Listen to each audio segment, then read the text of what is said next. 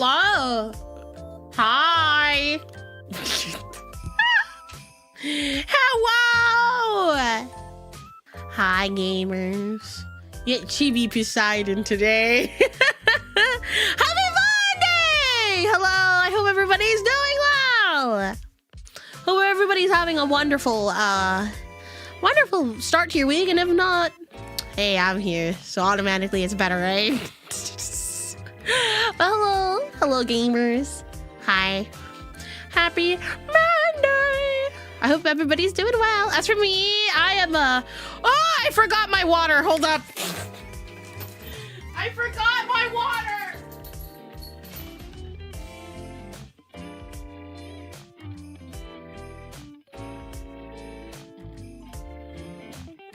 Sorry, I forgot my water in my kitchen. I was like about to take a sip of water. Oh, something of note today. It's Nory's birthday today. If you guys don't know who Nory is, he's my puppo. He's my Jack Russell Terrier. It's his birthday today. He's 7 years old. So everybody say happy birthday to my dog Nory. After stream today, I'm gonna be getting him a whole rotisserie chicken from Costco.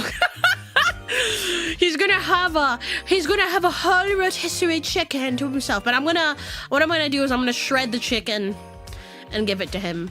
No bones. He can't have bones. He's not allowed to have bones in his food. I know puppos like bones, but they shouldn't have cooked bones. Happy birthday, Nory! So it's his birthday today, so I'm gonna be celebrating it by getting him a whole rotisserie chicken and getting him a pup cup. It's been a lot of fun. But yeah, today's an earlier stream. I usually stream later in the afternoons, and some days I'll stream earlier in the afternoons, but today I was just like, you know, I'm gonna stream a little bit early so I can get some stuff done later in the day. So yeah, I got some stuff done today, so I'm really happy. I feel like I was fairly productive. Maybe not entirely productive, but like fairly productive.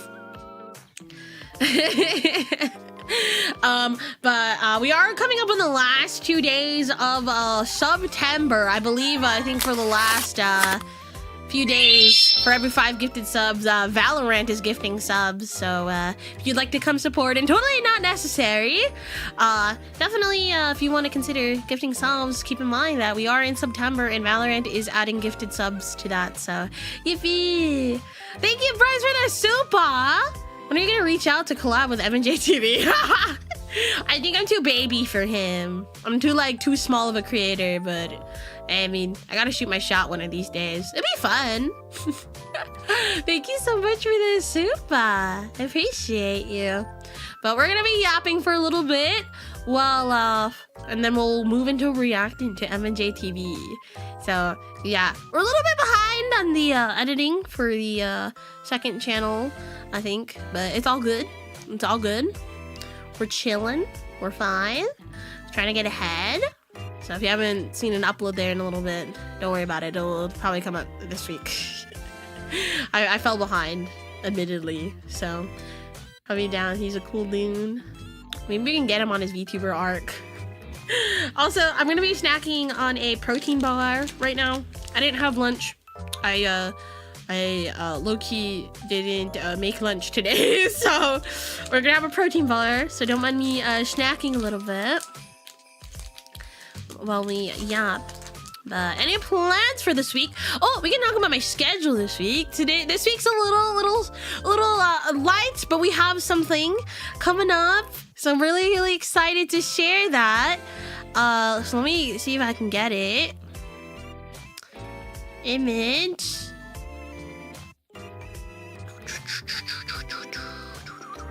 Oh, that's not it.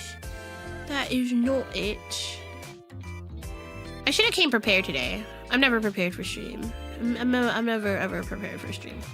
But my schedule for this week, like today, we're doing the reacting to Pokemon vids. On Wednesday afternoon, we're going back to playing Pokemon Legends Arceus, Arceus. We're gonna be doing that because we need to finish the game before ZA launches. Because we all know I'm gonna be that's all I'm gonna stream for a while. So we gotta finish Pokemon Legends ZA, and then on Friday I'm super excited because I am gonna be doing a special collab with the one and only Akatsuki di Hotaru. We're gonna be doing some hand cam One Piece TCG. It is gonna be later in the day since she is in Japan.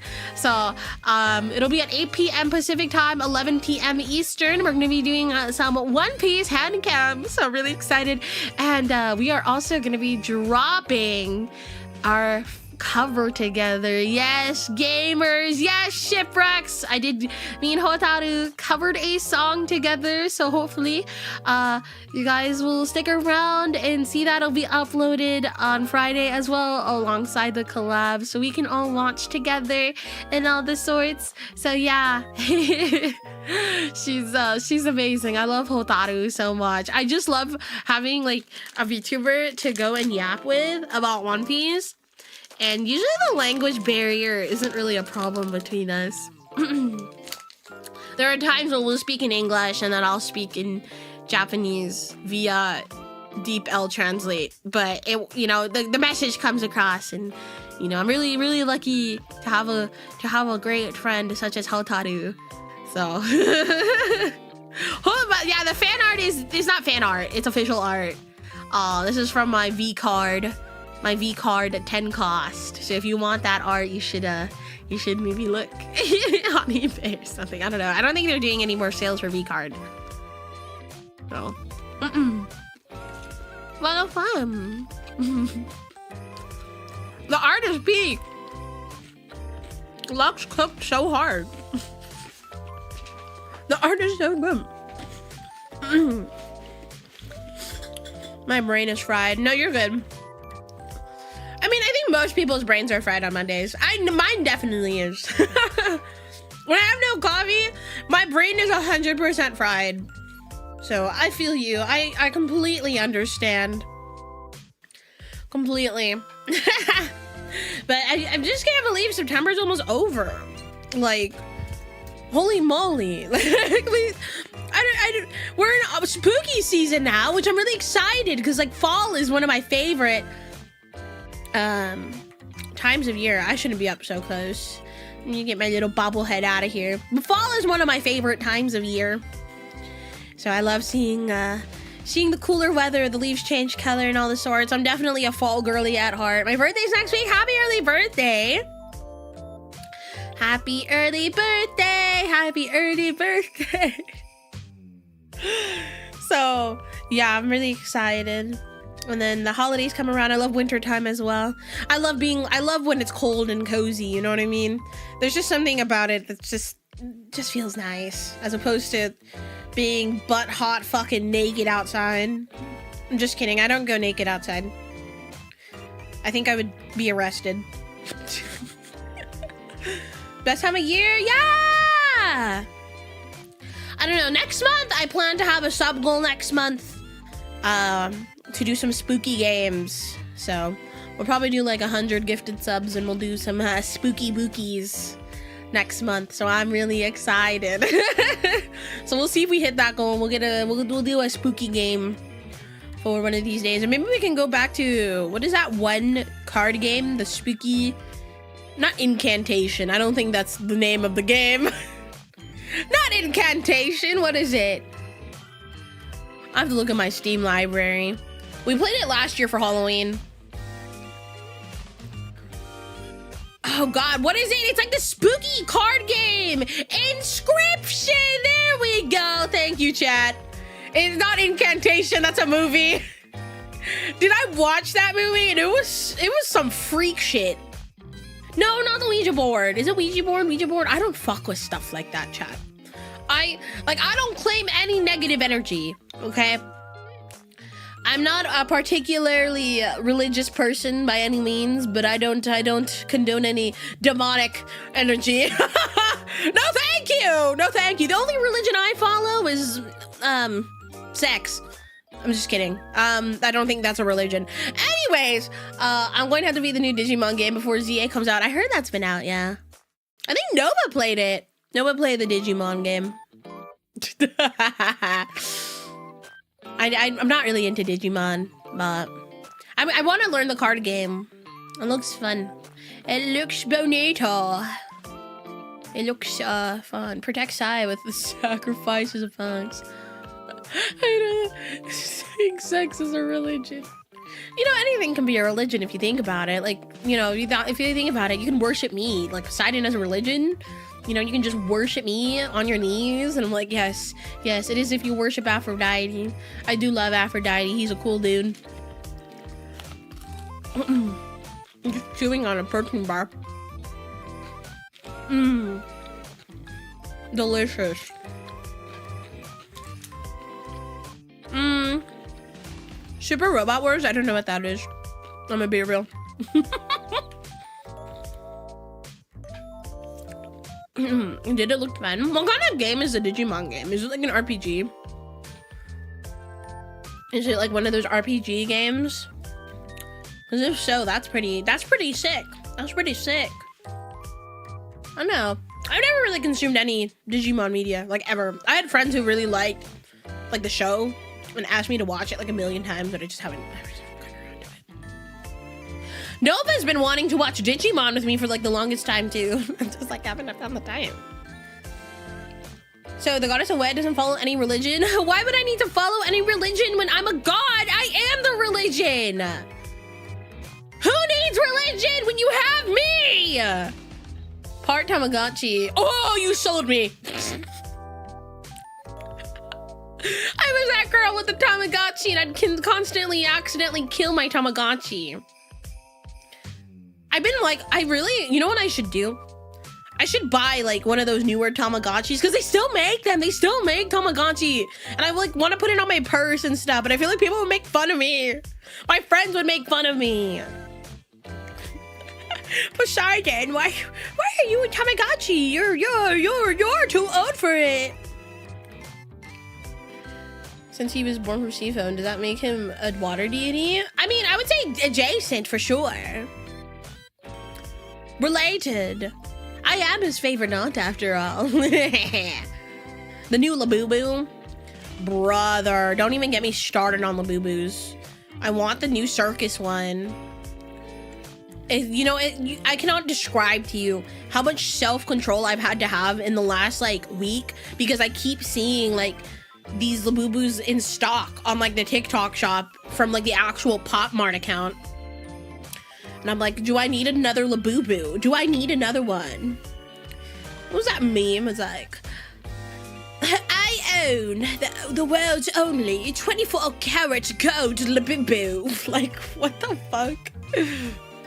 I own the only wet Labubu in the world. That was a horrible accent. I don't get the fascination with Labubus. For me, I like that it's so ugly. Like, that's why I like Labubus, because I think they're ugly cute. You know what I mean? You like when something's so ugly, you just like love it. I saw those on my locals on Friday for the Pokemon release. Yeah, a lot of like hobby shops picked up Labubus. Okay, as long as you acknowledge it's ugly, but it's an ugly cute. The new Digimon's a turn-based RPG. I see. Like Pug. Okay, Pugs aren't that ugly. Okay, maybe a little bit, but like it's cute. You know what I mean? See, you get it. You get it. Functionally, Pokemon meets Mega Man. Dude, I'm not gonna lie. My ex-boyfriend was really into Mega Man, and now I don't like Mega Man. It reminds me of him. It reminds me of him. I can go on for ages about my ex. Not a good man. You sound like Ant-Man's daughter. What her name, Cassie? See, chat, I watch Marvel movies. You know what's so funny? I need to do this because my therapist like assigned me homework.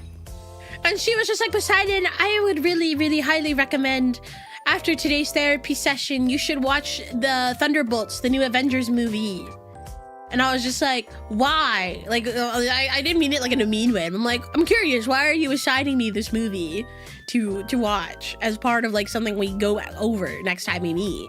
She's like, just watch it. And then we can discuss it after. And I know, she's so hip and cool. My therapist. Yes, Chad, I go to therapy. Gods need therapy too, okay? She's super into film. And it's so cool because like, I'm also really into film. So I actually have never gotten around to watching it. Your reaction to Leomon is peak. Dude, I'd fuck Leomon. Like, genuinely. Not a joke.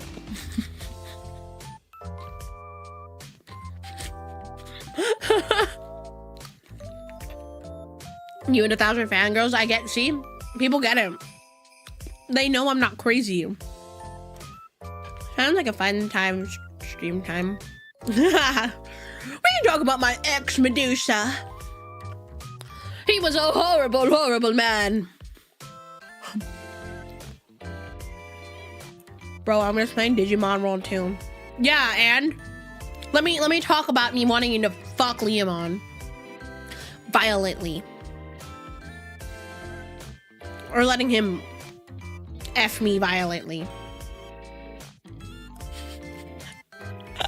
You guys cannot sit here and pretend there's no Digimon that you wouldn't fuck, okay?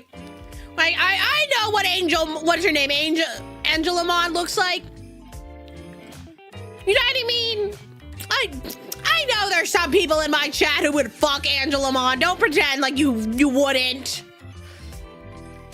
Angel Woman, yeah, Lady Devimon, exactly, see? You guys can't judge me. I won't judge you, don't judge me. I want Lilithmon to bridal carry me. Mastermon! Mastermon? What does Mastermon look like? See? Look, you guys want to fuck Digimons. Oh yeah, Mastermon? Hot wood.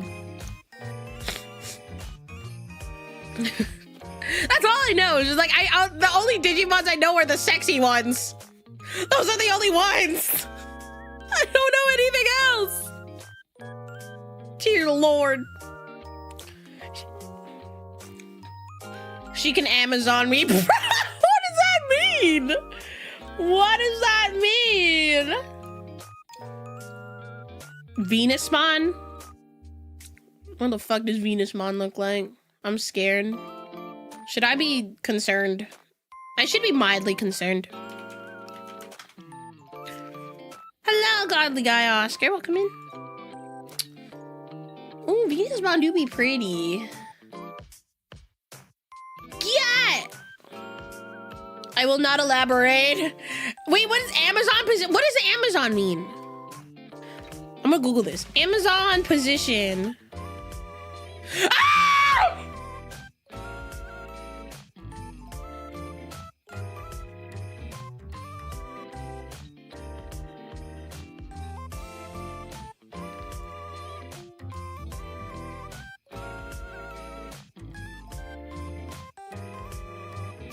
What the fuck is this freak shit?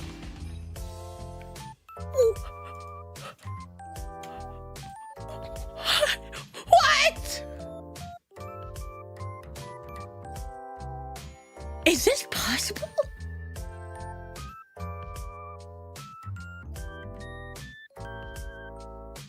Is this real?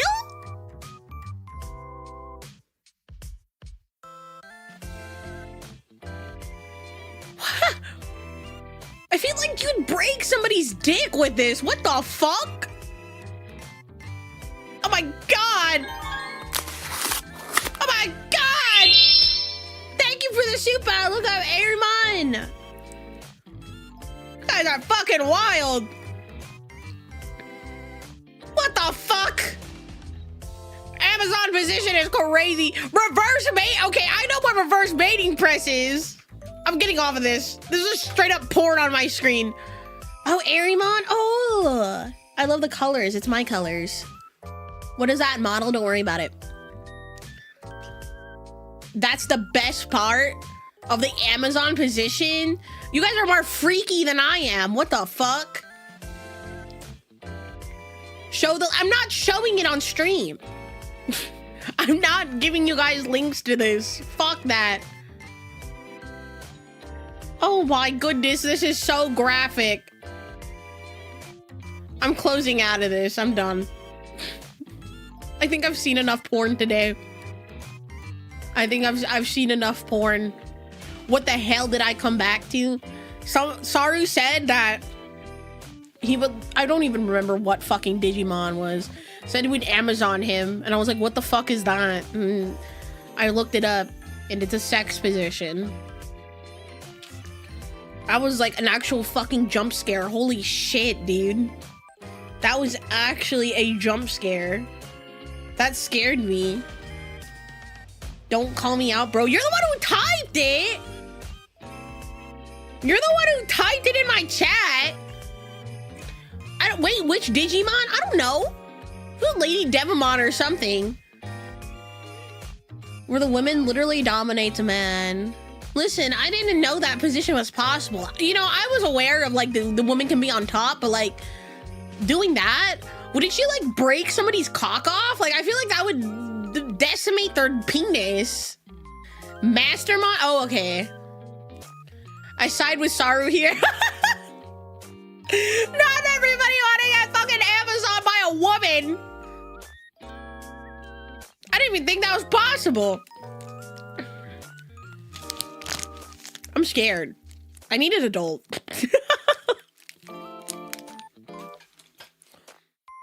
I need an adult. Oh my god.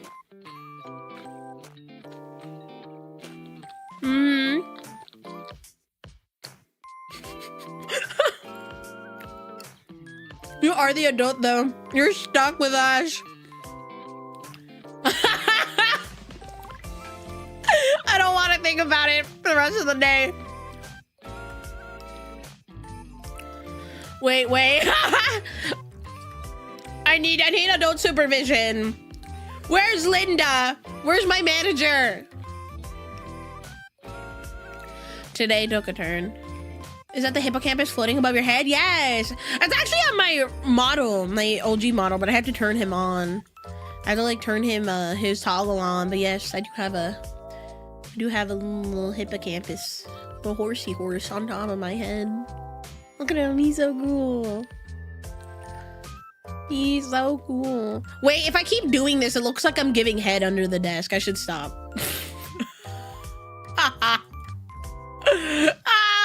It looked so wrong. Did Starmie get a mega? Isn't there already a mega Starmie? Or am I crazy? Am I nut shit? Keep doing it. No! No!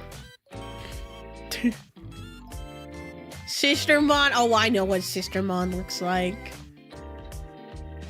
Pretty new to your content, seeing we have different models. I have 4 models I cycle through. I have this one, my Chibi Vaporeon one, I have my default model, and then my jellyfish outfit model.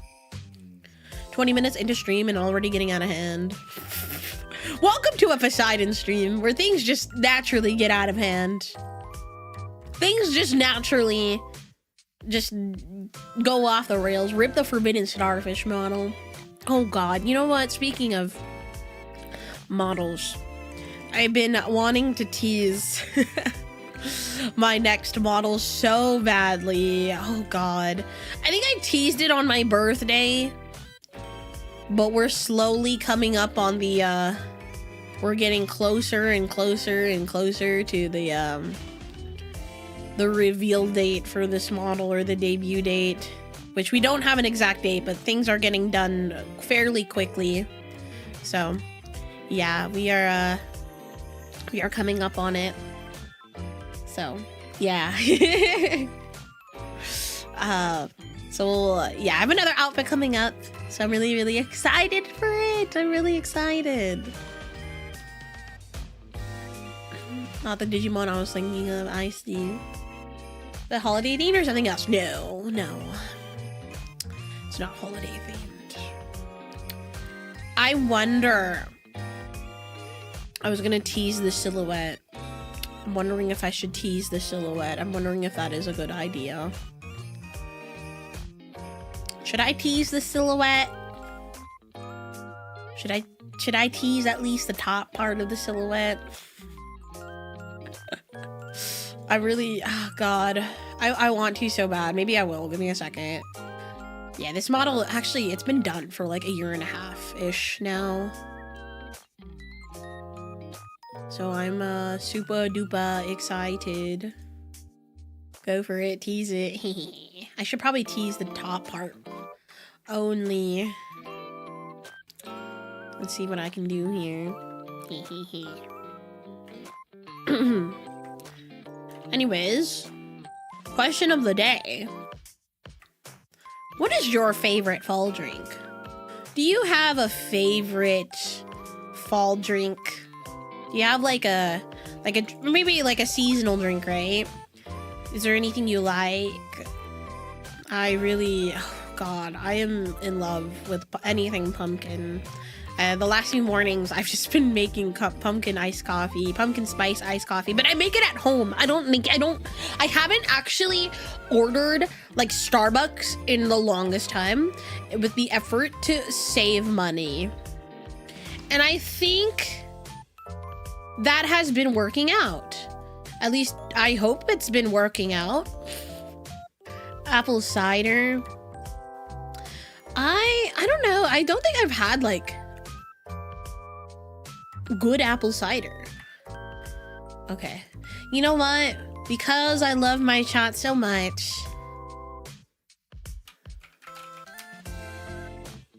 Oh, I saw the teasers in here. Okay. I will tease a little bit of the model. I mean, I think if you were there for the birthday stream, you've seen these. But I'm gonna show you guys it again. And I'm gonna show you a different teaser as well. So for my next model, we have, this is the top part of the model, the hair.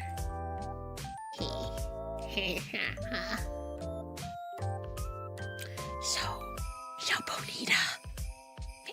And then we have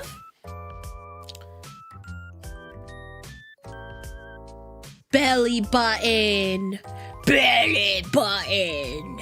Belly button. And then I'll show you the top silhouette part of the model. So this is the silhouette of the top part. Yeah, we got the belly window, brother. We got the belly window. All of the belly enthusiasts are winning today. Was that a belly button piercing? No, it's not. It's like hanging off of the piece of clothing that's there. But I'll let you guys make your guesses. Hopefully we'll be able to debut this by the end of the year. Hopefully by November. My goal is November, so we'll see. We'll see. Maybe for my 1 year. Or my 2 year anniversary. Either way, amazing. Thank you. Thank you. I'm excited. I'm very, very excited for this model debut. Maybe anniversary for sure. I don't know. I don't want to do anything too crazy for my anniversary this year. I didn't do anything actually last year because I was actually not available on my anniversary. I had to go do some stuff for Familia that... So that's exciting. You should make yourself a Twilight Princess style Zora model. What is that? What that? I don't know. I'm not into Zelda. Not super into it. Daily freak moment. Kissable belly button. I'm on both. Not sorry, but also really sorry. Don't be sorry. Wah! Rip stream! No! Hold the line! Hold the line! Hold the line! Hold the line. Are we back? No, refresh stream. It died on Twitch. Ow! That was rude. Okay. Wawa time. Water time.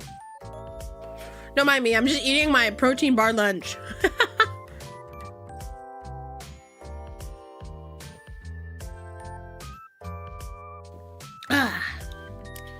Yes, ice cold water. Am I like freaky for like, I hate drinking water that isn't ice cold. Like if it's room temperature, I hate it. If it's hot and it like, is it meant to be a hot drink? Hate it. Okay. I don't know what it is. I just really like ice cold water. So whenever I travel outside of, you know, the country, like I went to Europe a few years ago and, you know, it didn't occur to me that people who live in Europe don't typically add ice to their water. So it was kind of a culture shock for me. I was like, huh?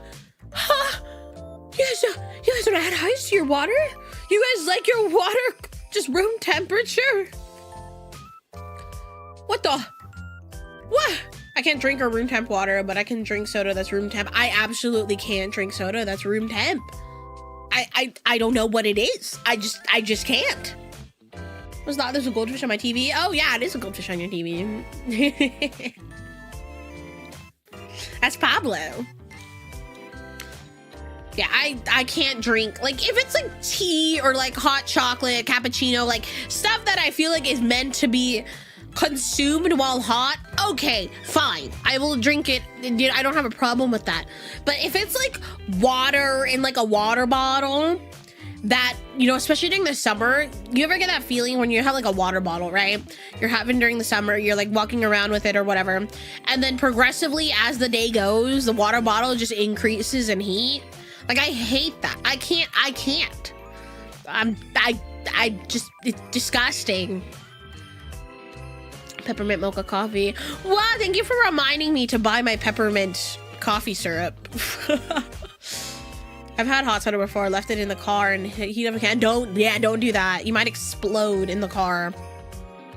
I don't think anybody wants that. I don't think anybody wants exploding soda cans. Love you, Chibi Mario. I legit got a legit shiny Arceus last night. Yay, yippee! I'm doing great. We're just vibing a little bit before we do our reacting. We haven't done the last few Squirtles, so we're gonna do that today. Squirtle daily. I forgot to post my schedule on YouTube. I'll do that after stream. But my schedule is up on my Discord server and Twitter. So you guys are wondering what my schedule will look like for this week. Definitely check those platforms out. Definitely check those out. But yeah, shiny Arceus. Shiny Arceus. We're gonna be doing some M&JTV and Gnoggin and Lockstin today. Probably throw a few more videos in there. We'll see. We shall see. You should try Duel Masters. I'm not really that interested, if I'm being honest. Not really too interested in Duel Masters right now. You know what I am interested in? I will be, I'm excited because next week I am going to be doing a Rift-bound Learn to Play event on my LGS, and I'm really excited because I want the Teemo promo. Teemo promo card! I need it now. Duel Masters is still alive? Yeah, it is. Yeah, it is still alive. Whoa! Marshmallow! Marshmallow! She's screaming at me. Hello! Oh, she wants to knock over my trash can. That's fine. Are you gonna do react to M&J playthrough as a former champion? Sorry, it's a reaction. It's just a really good video. I think you'd like it. I think we're I have a few videos on like my radar, but we can definitely see if we can add that in today. Google Zoras. Zoras. I swear to God, if this is another fucking sex position, I'm gonna... Oh my goodness. Oh, it's the fish man. Hold up. Marshmallow! Stop screaming! Marshmallow's been screaming today. Okay. Hi. I'm holding her right now. Hi, darling. You want to meow for stream? She's like, Mom, put me down right now. Mother, Mother, put me down right now.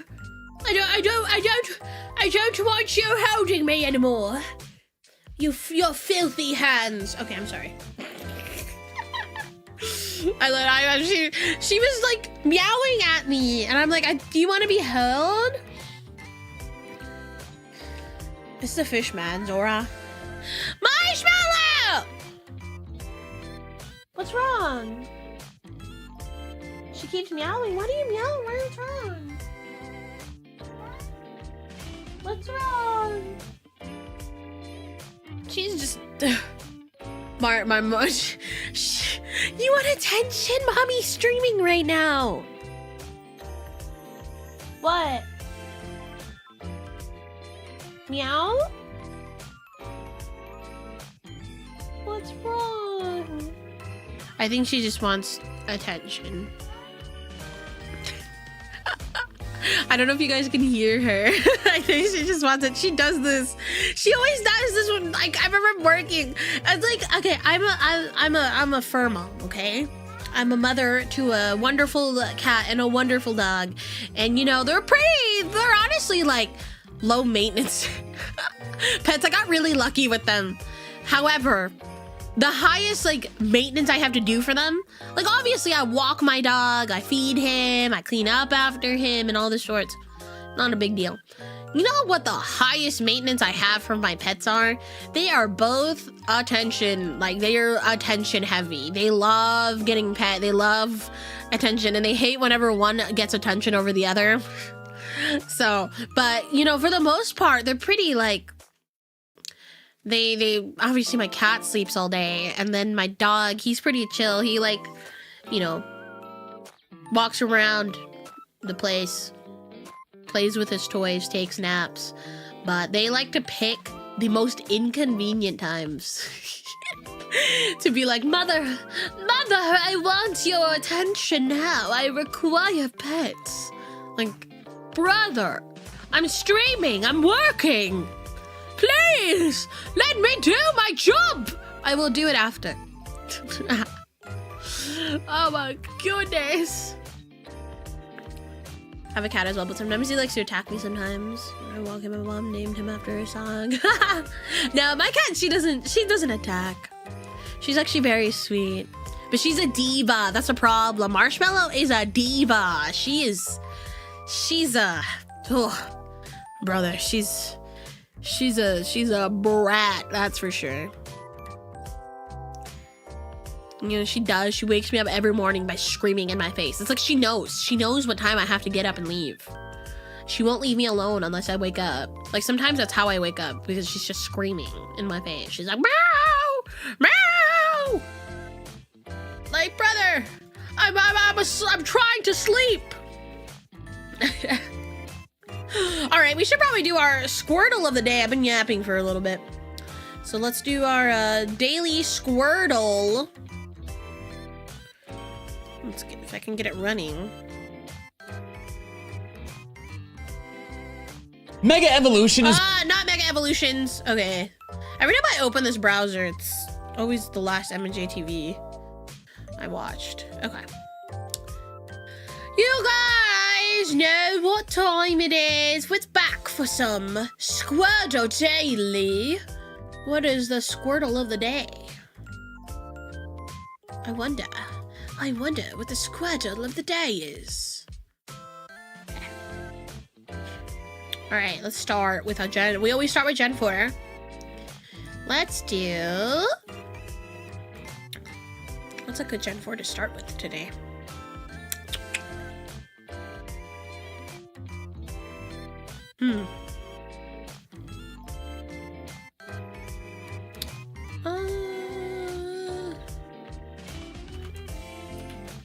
Ideally, I want it to be...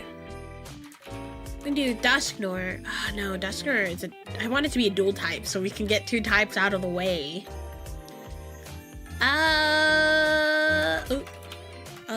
Bomb Snow.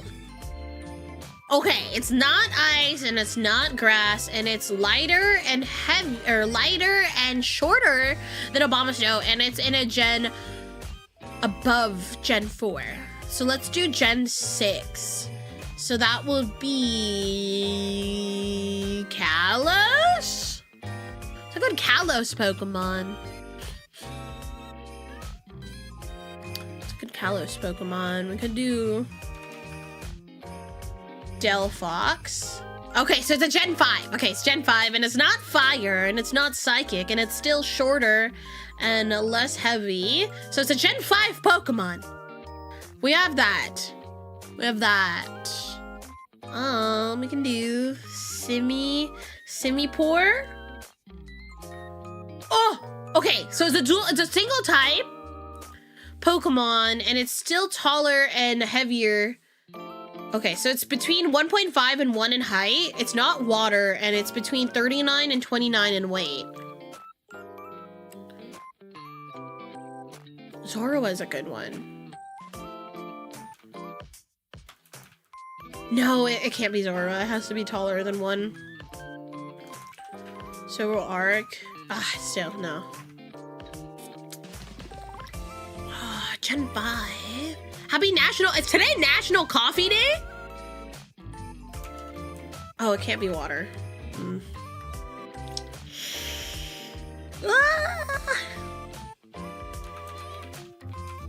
No, it can't be Crustle. He's too heavy.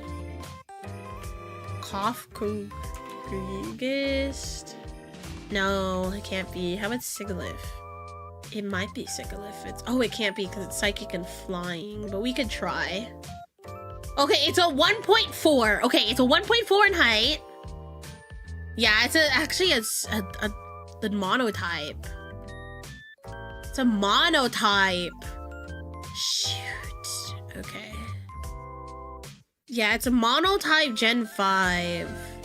It could be one of the starters. It could be one of the starters, honestly. You can do... It has to be exactly 1.4 though. Nope.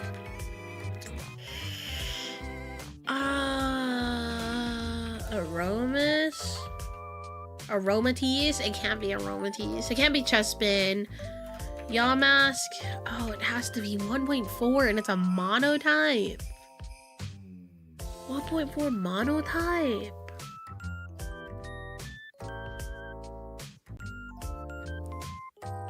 It's as tall as Sigilyph.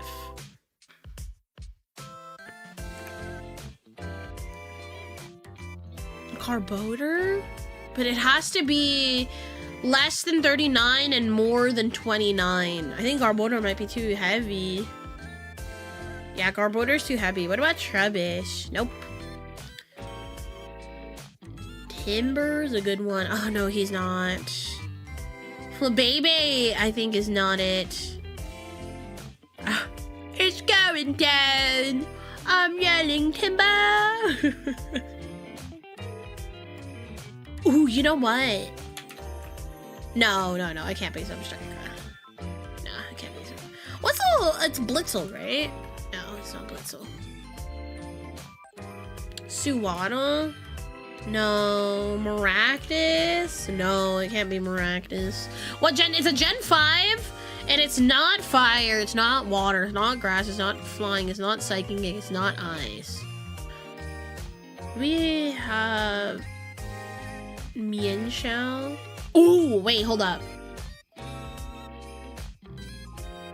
Because it is 1.4 and it is between 39 and 29. Mienshao, we got it! Let's go! Oh, I like Mienshao a lot. I've been wanting to do a Pokemon Black and White Nuzlocke for like the longest time. So maybe we'll do it one of these days.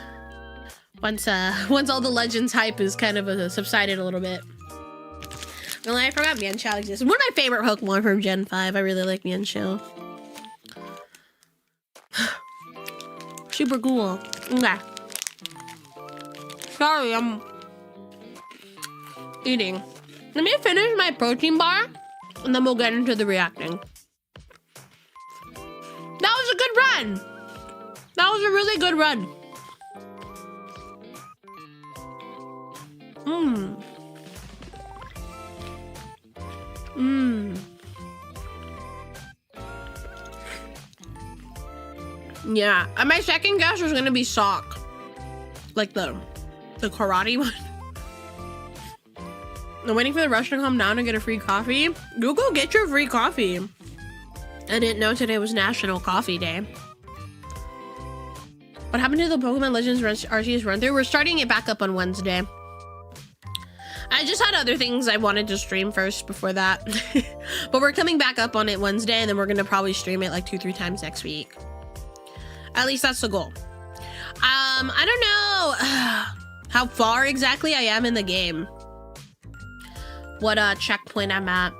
I think the last major thing we did was get like the Dusclops. So I don't know what percentage of the game that is we're at. Hopefully about almost the halfway. Sai, gun to your head, tea or coffee. I'm 100% a coffee person. I like having coffee in the morning and tea at night. Like for me, I prefer having tea at nighttime. Like I have like a tea mix that is literally made, like that's caffeine free, made to, you know, I don't want to say help me fall asleep, but it's definitely a nice, yeah. Are you still doing GMC reactions? Yeah, at some point. There's just so many videos I need to watch. There's so much time. I promise you guys, we're gonna go back to GMC. It's just like, we're working on M&JTV, we're working on Team Sky and the JMC, and I still want to get through the Gnoggin and Lockstin Pokemon Type Explained, so there's only so many videos I allot to watch a day, so if I don't get to it, I'm sorry. We'll get to it at some point. There's just so many videos. Also, for those who are coming in, just a reminder, we have 2 more days until the end of September. For every, I believe, 5 gifted subs, Valorant will be gifting 1. So if you'd like to help, come support and also get some free support from me as well. Definitely consider gifting subs over on the purple side of things. That would help me out a lot. Also, we are still running the September special. For every 20 subs, you do get a physically signed Poseidon Pokemon card. I am going to be hopefully working on getting another version of this card done soon. So that way, if you don't have this version of the card, or you already have it, you can get another version. And it'll be a lot of fun. So, have you like Pokemon I traded you so far? Thank you. I don't think we're gonna be doing any further trading, I think, moving forward until I finish the game. I think I've decided like we'll just save all the viewer trades for when I finish the game. Cause I think I want to be able to complete this game as fast as possible, because we only have what? God, less than 3 weeks. We have less than 3 weeks to finish this game. So we'll probably do viewer trades once I'm actually like done with the game. I think we need to lock the fuck in and finish it as soon as we can. So next week I think is going to be huge focus on getting the game done, but I promise we'll do viewer trades once I'm finished with the game. I think we need to finish the game. Yeah, ZA is in less than 3 weeks. I pre-ordered it from GameStop, so I'm actually gonna have to go, because I'm somebody who likes having physical copies of games. I don't like having digital copies, because I've heard a lot of stuff about once games kind of come out of get out of like, I guess, rotation or whatever. If you bought the digital version, oftentimes we'll just delete it and be like, oops, sorry, I know you spent money on this, but we are deleting this game from your console. And it's like, what? I don't think that has happened to anything on Switch, but I don't want to take my chances, you know what I mean? Yeah, Legends E is very soon. We are coming up on less than 3 weeks. I woke up this morning and I was like, hold up, what day is it? You know, September 29, and I was like, ah!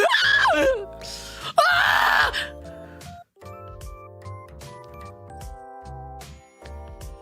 Oh my god. Starter Megas, we're done dirty. And AZ. I actually really like the Kalos starter Mega Evolutions. Oh, god, Delphox is so peak, dude. Delphox is so peak. So good. So good. I love it. So good. Okay. Is it that time again? God, when Fire Emblem comes out, I'm gonna be like the most annoying person on the planet. I promise you. I am going to be insufferable. Yeah, locking behind the contest, that I'm not entirely happy about, but I mean, the Magos themselves look good. Yes. I mean, Pokemon knows I'm gonna do it. I'm gonna freaking do the thing to get the freaking Mega Stones. They know. Yeah. I mean, I understand why they did what they did. Okay.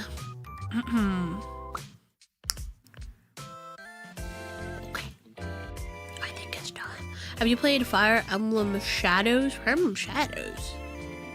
I don't think I recall playing Fire Emblem Shadows. Oh, Shadows of Valentia? Oh, you mean Fire Emblem Echoes? Yes, I have played Fire Emblem Echoes. I refer to it more as Fire Emblem Echoes versus Shadows of Valentia. Peak game. Absolutely love it. I think if anybody wants to get into Fire Emblem, play Fire Emblem Awakening. Fire Emblem Awakening is peak. Oh, the new mobile game? I wasn't aware there was a new mobile game. I was... When I think of mobile game, I think of Fire Emblem Heroes. No, I have not. Shadows isn't good, but the character design is great. I mean, Fire Emblem character design is always peak.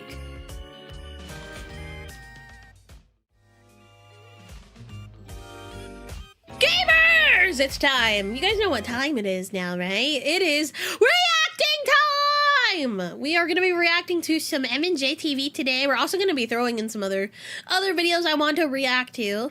But we're going to be starting with M&JTV since that seems to be everybody's favorite to start with.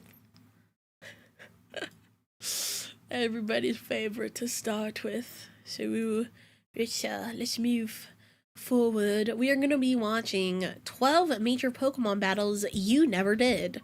And you're probably right. I never did any of these. Let's take a look.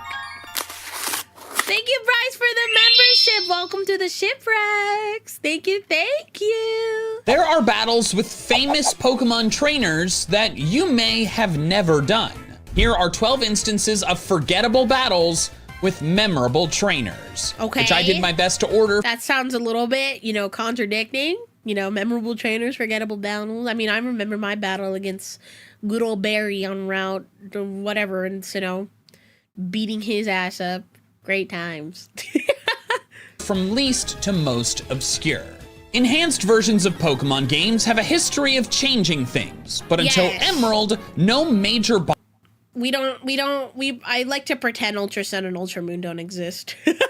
boss battles were completely replaced. Sure, some team members might have changed, but Emerald completely replaced a gym leader and champion. In Ruby and Sapphire, Wallace is the final gym leader, while Steven Stone is the region's champion. Wallace. I love Wallace. I also love Steven. But then in Emerald, Wallace has moved up to champion, and his mentor, Juan, has taken over the Sootopolis gym. Which is an infuriating change, I might add. I really hate that double-teaming King drop. Steven still makes some appearances in the main story, but you never battle him. Then after the league, he just disappears. In his house in Moss Deep City, he leaves a letter for you. He's on because vacation. I guess he just knew you would barge into his unlocked house because you've done that with every other building in the region. And in the letter, he leaves you the gift Beldum, but he also says that he has departed to travel the world. But where did he go? Well, it turns out, Meteor Falls. If you delve deep into the cavern, you'll come across a chamber that Ruby and Sapphire did not have. But not only that, it isn't there in Emerald either until you become the champion. He excavated a whole new room. There you'll find Steven, who will reminisce about battling alongside you at the Sootopolis Space Center. There must not be enough oxygen down in his cave, because the Space Center is in Moss Deep, which he should know because he lives there. And then the battle with him begins. His team ranges from level 75 to 78, making him the strongest trainer in the Hoenn region outside battle facilities. The Pokemon are almost identical to his champion team, just with Cradily and Metagross getting slightly changed movesets. I fucking hate Cradily. I hate that Pokemon! So that does mean that his Aggron still has no stab moves and 3 special moves, despite having a base special attack of 60.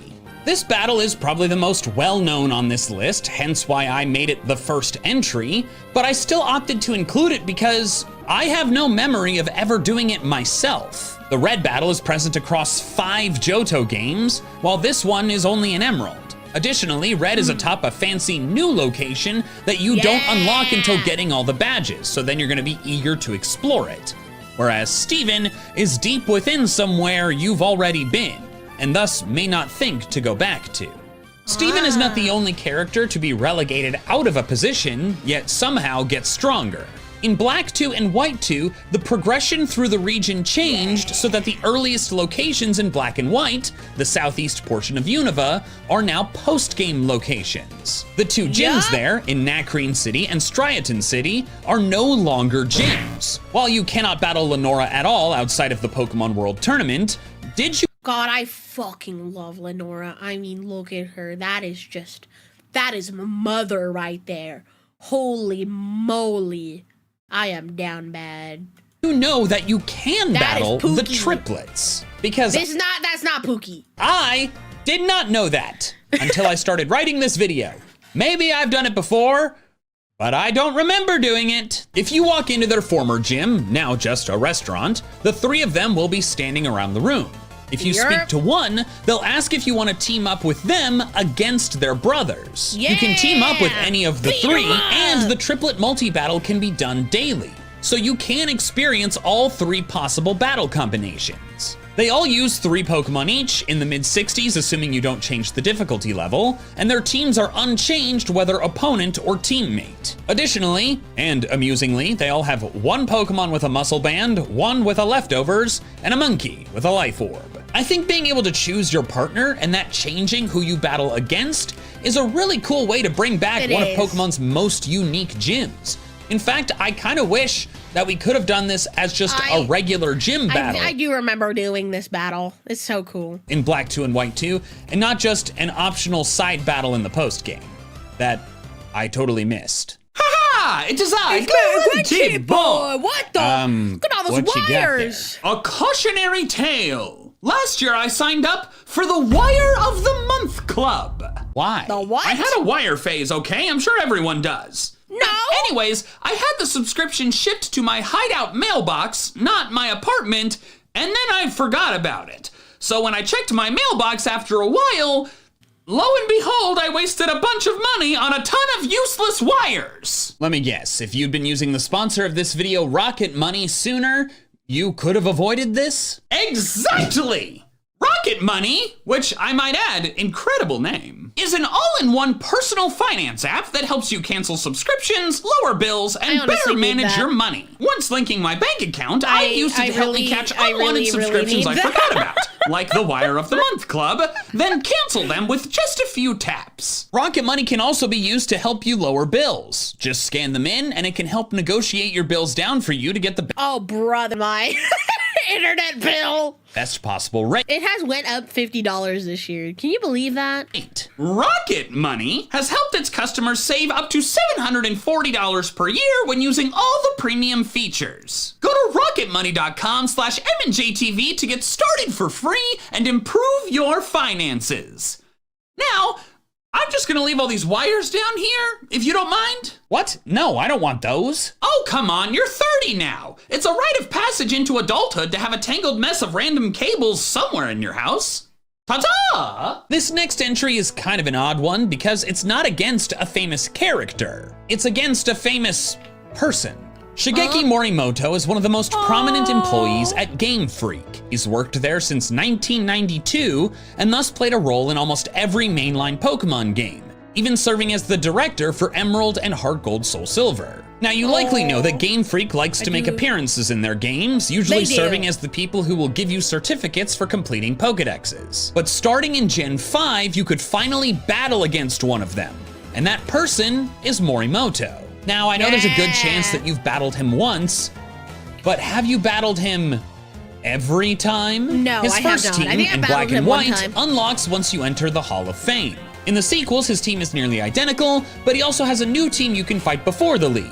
a trio of the Tiny Monkeys. It's In the Sun and Moon, his Babus. post-game team becomes a squad of Gen 1 I did not play him in Sun and Moon. I did not battle him in Sun and Moon. Pokemon. In the Ultra games, this is converted into a multi-battle alongside Kazumasa Iwao, another prominent Game Freak employee. Morimoto ditches his evolutions in Kangaskhan in favor of a Gengar, and Iwao uses 3 normal types. Morimoto appears again in Let's Go using the same Pokemon he did in Sun and Moon. He then appears in Sword and Shield, hidden in a hotel in Sirchester. This is a double battle, and he uses all Galar Pokemon except his Dynamaxing Snorlax. His most recent appearance is in BDSP in the Hotel Grand Lake. And in all his appearances since Sun and Moon, defeating him earns the player the Oval Charm.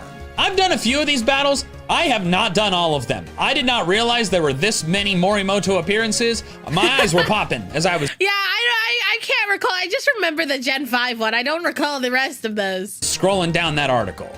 Pokemon Let's Go Pikachu and Eevee mostly feature characters already present in the Kanto games. It gets a little weird with red, blue, and green not being playable characters or the rival, but Green, my beloved. But they are characters that have been in Kanto before. But you might have missed that there's a character from another region making their first appearance in Kanto. Mina, the fairy trial captain from Alola. I remember her. I played her card when I was playing the TCG during Sun and Moon era. Misses the SSN. And then she ends up just staying in Kanto forever. Yeah, I remember her in Let's Go when I played it. Now, you may have noticed her immediately upon departing the ship. I did.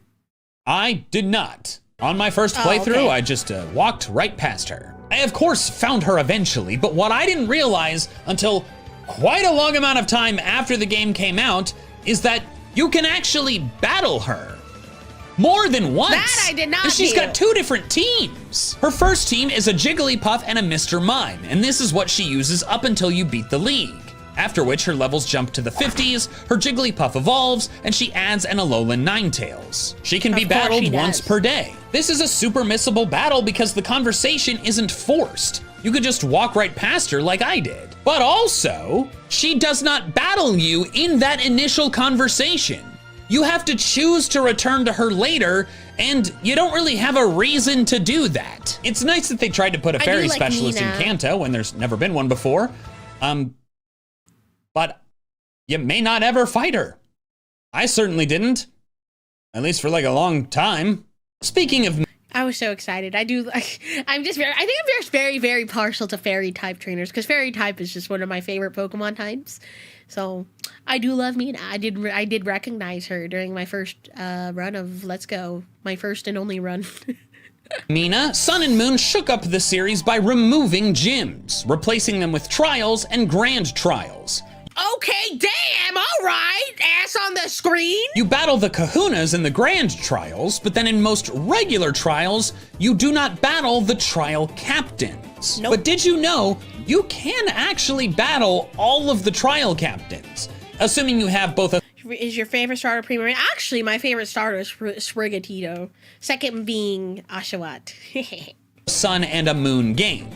Okay, you probably already did know that, especially if you played the Ultra games, since battling some of the trial captains is required to complete Mina's fairy trial. Several of them also appear in the battle tree if you ever did that. But they have other battles, even in Sun and Moon where Mina's fairy trial doesn't exist.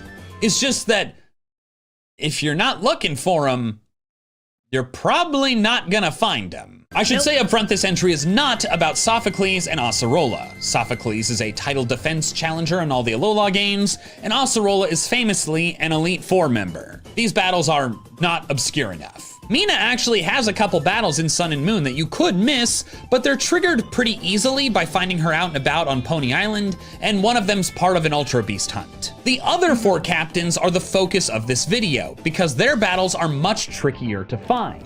They can be done pre-league in Sun and Moon, but only post-game in the Ultra games, where their teams are of course much stronger. I'll try to blast through these quick, it's kind of a lot. Ilima is fought very early game, but he can be rematched later if you find him in his house in Hau'oli City. He takes you to the trainer school for the battle. Lana is fought by finding her younger sisters in her house in Koni Koni City, who then bully her into battling you at Brooklet Hill. In Sun and Ultra Sun Just only, and sibling also things. only at night, you can Just find the Kiawe in casual his room in bullying. Paneola Town, then see him get fired from his job at the Thrifty Megamart later. He'll battle you after. Then in Moon and Ultra Moon only, and also only during the day, if you go to Mallow's Family Restaurant in Coney City, you can then find her in the Lush Jungle for a battle. Do you see why these are easy to miss? I had no idea any of them existed until I was didn't making the either, if My I'm New being Gym honest. Leaders video, which came out just a few months ago. These aren't the only obscure Pokemon battles in Alola though, but this next one is higher on the list because it is only in Sun and Moon, not the Ultra games. For many years, Pokemon did not let you have rematches with evil team leaders because, I mean, it makes sense, honestly. After you defeat them, they either flee into the wilderness, they get arrested, or they die. Like Lysander, that dude is dead. The whole cavern ultimate weapon just like crunch. Also, I've never watched the X and Y anime, but I'm pretty sure that like Bonnie is the one who's like, go Squishy, murder the man. And then I think it actually does it. Squishy, go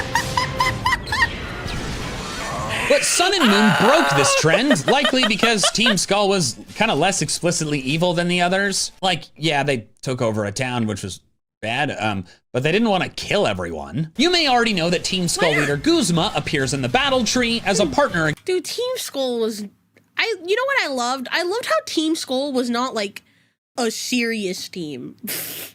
You know what I mean? Like, you know how like in other Pokemon games you had like the evil team and their goal was to be like, yeah, we are gonna take over the region, and then there's just Team Skull and they're just like, yeah, we're just here golfing around. Guzma's not a real character. I love Guzma. Against Team Rainbow Rock. Where's my boss's orders, Guzma? And in title defense battles in the Ultra games. But what I didn't know until making this video is that in Sun and Moon, and only Sun and Moon, he has a one-time rematch. After beating the League, you can find him on Route 2 in what is apparently his parents' house. He'll demand to meet you on the Hau'oli City Beach, where he uses his previous squad of Golisopod, Masquerain, Ariados, and Pinsir, plus a new Scizor, all of them level 63. If you defeat him, Hala will appear, and essentially scold Guzma, then become his master again. Guzma gives you a Dawnstone to end the conversation, which I think is a bit odd since no bug types use a Dawnstone. You can really tell that this is an obscure Pokemon battle because the footage of it that you just watched was my first time ever doing it, which I recorded while making this video on my original Sun save file. I have missed this battle for 8.5 years. Multi-battles alongside NPCs are quite commonplace in Pokemon nowadays, and they mostly happen alongside one of your rivals. Nearly every mainline Pokemon game since Gen 4 features at least one rival team-up, including Heart Gold and Soul Silver. Yes, one of my favorite games! Heart Gold and Soul Silver? One of the games with a mean rival? Oh yes. Yeah. You can team up with Silver, but it is a completely I love Silver. optional and very missable battle. First, the believe battle this. cannot happen until you've defeated Silver in Mount Moon, which you do not have to go through in order to get all the Kanto badges, so you can totally miss this prerequisite. Once that battle has been completed, you can then go to the Dragon's Den. And that's the missable part because there are very few reasons to go back into the Dragon's Den after you've been in there for the story. In the cavern, you'll find him training. Then suddenly, Claire and Lance bust in. Lance suggests a battle, but amusingly, he wants to team up with the player and battle against Silver and Claire. But Silver rejects Claire, calling her the embarrassing one in the weird costume. Which Don't you dare. You know what? I was about to say I love Silver, but I take that back. Don't you dare disrespect Claire like that again! I mean, it isn't wrong. Silver will use his starter, Crobat, and Gengar, while Claire and Lance use this team of wildly varying levels. Claire's lowest is 52, while Lance's highest is 75. That is a 23 level difference within one team. Although, I guess technically it's two different teams, but it's a huge level difference on one side of the court. Board? Field. We got there. When the battle is over, they all say a few words and leave. And that's it. This is a totally optional battle that doesn't give you anything but some prize money and a little character development. I had never done this battle before, at least not that I can remember, and it's not present. I'd battle just to see Claire. In the Gen 2 games, so I expect that not very many people have done it. Battling N is a huge part of Black and White. You fight him several times, culminating in him being one of the final 2 boss battles of the main plot. Yeah! He disappears after this though, unable to be battled again. But did you know that you can And my beloved! battle him in Black 2 and White 2? After becoming champion, you can head to the Victory Road and enter a cavern previously blocked by a Zoroark. This leads to the ruins of N's castle, and within you can battle him and just his dragon. But this entry is not about that battle. In fact, there are quite a few more steps left. Once defeated, N will hand you his dragon as a rock, and you can take it to Dragon Spiral Tower to revive it, fight it, and capture it. N will then appear to tell the player that they can now go to the giant chasm to catch Kyurem. Now, up to this point, a lot of you probably did this. This is how you get the box art legendary, and since Black 2 and White 2 were the first mainline games that don't give you the legendary before beating the league, once you became champion without the fused Kyurem, a lot of you were probably eager to figure out, hey, how the heck do I get to use this thing? But I suspect that many of you, like myself, stopped there. But there is more that you can do. You just probably aren't gonna find it without looking something up. Once Kyurem is caught or defeated, you can then go to the Ferris wheel in Nimbasa City and ride it with N. But oh, brother, would I be riding more than that Ferris wheel? only on Fridays. I've said this like 2 million times, and I'm gonna say it again. What? I don't know about you, but why would I go back to a place with no wild Pokemon, no significant battles, no items to find, and much less on one specific day of the week? How was I gonna find this? But if you do this and ride the Ferris wheel with him, then return to his castle, you can battle him again. Once per season, with a different team each season. His spring team is all water types and makes heavy use of rain, including hidden ability Drizzle Politoed. His summer team is 3 fire types, 2 grass types, and a Ninjask, and utilizes sun, including Drought Ninetales. His autumn team is a sandstorm team, all of the Pokemon being immune to sand damage. And as you probably guessed by now, his winter team is an all-ice hail team. All these battles can be really challenging because he starts each of them with ability summoned weather, which in case you forgot, was permanent in Gen 5. If you don't change the weather yourself, his will stay the whole battle. These teams are honestly super awesome. But since seasons are monthly in Gen 5, if you don't change your DS's clock, it's going to take you several months to see all of these teams. Not to mention all the crap you had to do beforehand. These teams are just so obscure, I had no idea they existed until I was making my 12 famous Pokemon theories video last summer, and I was researching about like, oh, is Anna Zoroark? To be clear, no, I do not think he is. But like I was that wouldn't change anything for you, N, BB girl. looking at his Bulbapedia page, and I was like, wait, what are these teams? Huh?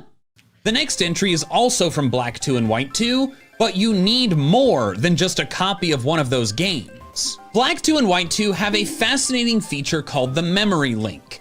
By connecting your sequel game to a copy of Black or White that had beaten the main story, you could witness flashbacks in your sequel game that take place between the original games and the sequels. Some of these are even affected by the save data in the Black or White copy. This requires a lot to make happen though. Like obviously you need a copy of Black or White in addition to Black 2, White 2, but then you also either need a second DS or you have to be able to connect your DS to the internet, which, speaking from experience, may not have been possible depending on your house's internet settings. And then you have to make I remember having the hardest time connecting my DS to the internet. Also, Froggy, thank you so much for the follow. Welcome in. like a global link account and like upload data and then download it. To be perfectly honest, I never did that version of the process. I just used 2DS's. And also, it doesn't really matter because you can't do it anymore because the global link has been shut down. Memory Link doesn't just show flashbacks though. You can also do a few battles with the rivals from Black and White, Charon and Bianca. In the sequel games, Charon is a normal type gym leader. I love Charon and Bianca. But if you find him on Route I just fucking love Gen 5, all right? 5 after using the Memory Link, he'll use one of his diverse teams from his time as a rival. The starter and monkey depending on the save data from Black or White. Bianca is similar, found in New Vemetown using one of her original teams, again her starter and monkey depending on the data from the Black or White file. This battle is especially interesting because this is the only way to battle against her in Black 2 and White 2. But since these battles are locked behind features that require another game and maybe another console, a lot of people probably never did them. Rematches with gym leaders are commonplace now, but did you know that they didn't exist until Emerald? These first rematches did it quite differently though. One big quirk is that their teams change. Most gym leader rematches make it so all of them have Pokemon around the same level-ish, and assuming it's within the same context, their teams are constant. But in Emerald, with each subsequent battle, the gym leader gains more Pokemon, levels up, and evolves their teams, eventually reaching their final team with the 4th rematch. Thick, fat Hariyama, dude. My worst nightmare. Their levels also vary wildly compared to each other. Roxanne's first rematch is in the 30s and her 4th is in the high 40s, low 50s, but Juan starts with levels where Roxanne ends, and he eventually has a team in the 60s. Now, you may be thinking, wait, what's the big deal? Like, why are these gym leader rematches so obscure when you can do these battles with 8 different people? Well, first off, these battles are only available in Emerald version, one game from many years ago, so that is somewhat contributing to the obscurity. But more significantly is that doing all these rematches will actually take you a very long time because the system for activating them is weird. Let me just read to you from Bulbapedia. After the player has entered the Hall of Fame for the first time, the player can rematch gym leaders. There is a 31% chance for a gym leader rematch to become available after every 60th wild encounter, every 20th trainer battle. Yeah, I'm good. I don't want to be doing all these battles just for a 31% chance. That's kind of a lot. Battle, and every 20th Battle Frontier battle. Huh? That's right, unlike later games where you can find the gym leaders by like, they're at a certain spot on a certain day, or maybe they're just like always available, you have to just play the game doing whatever else and hope that the gym leaders decide to be ready to fight you. But that's not even the end of it. You cannot move on to the second rematch team for any gym leader until you've beaten the first rematch team of every gym leader. The same is true for the third and fourth rematch teams. This means that for you to see even a single 4th rematch team, you have to have completed 24 rematches. And remember, it's gonna take you a while to even have a chance for one to happen.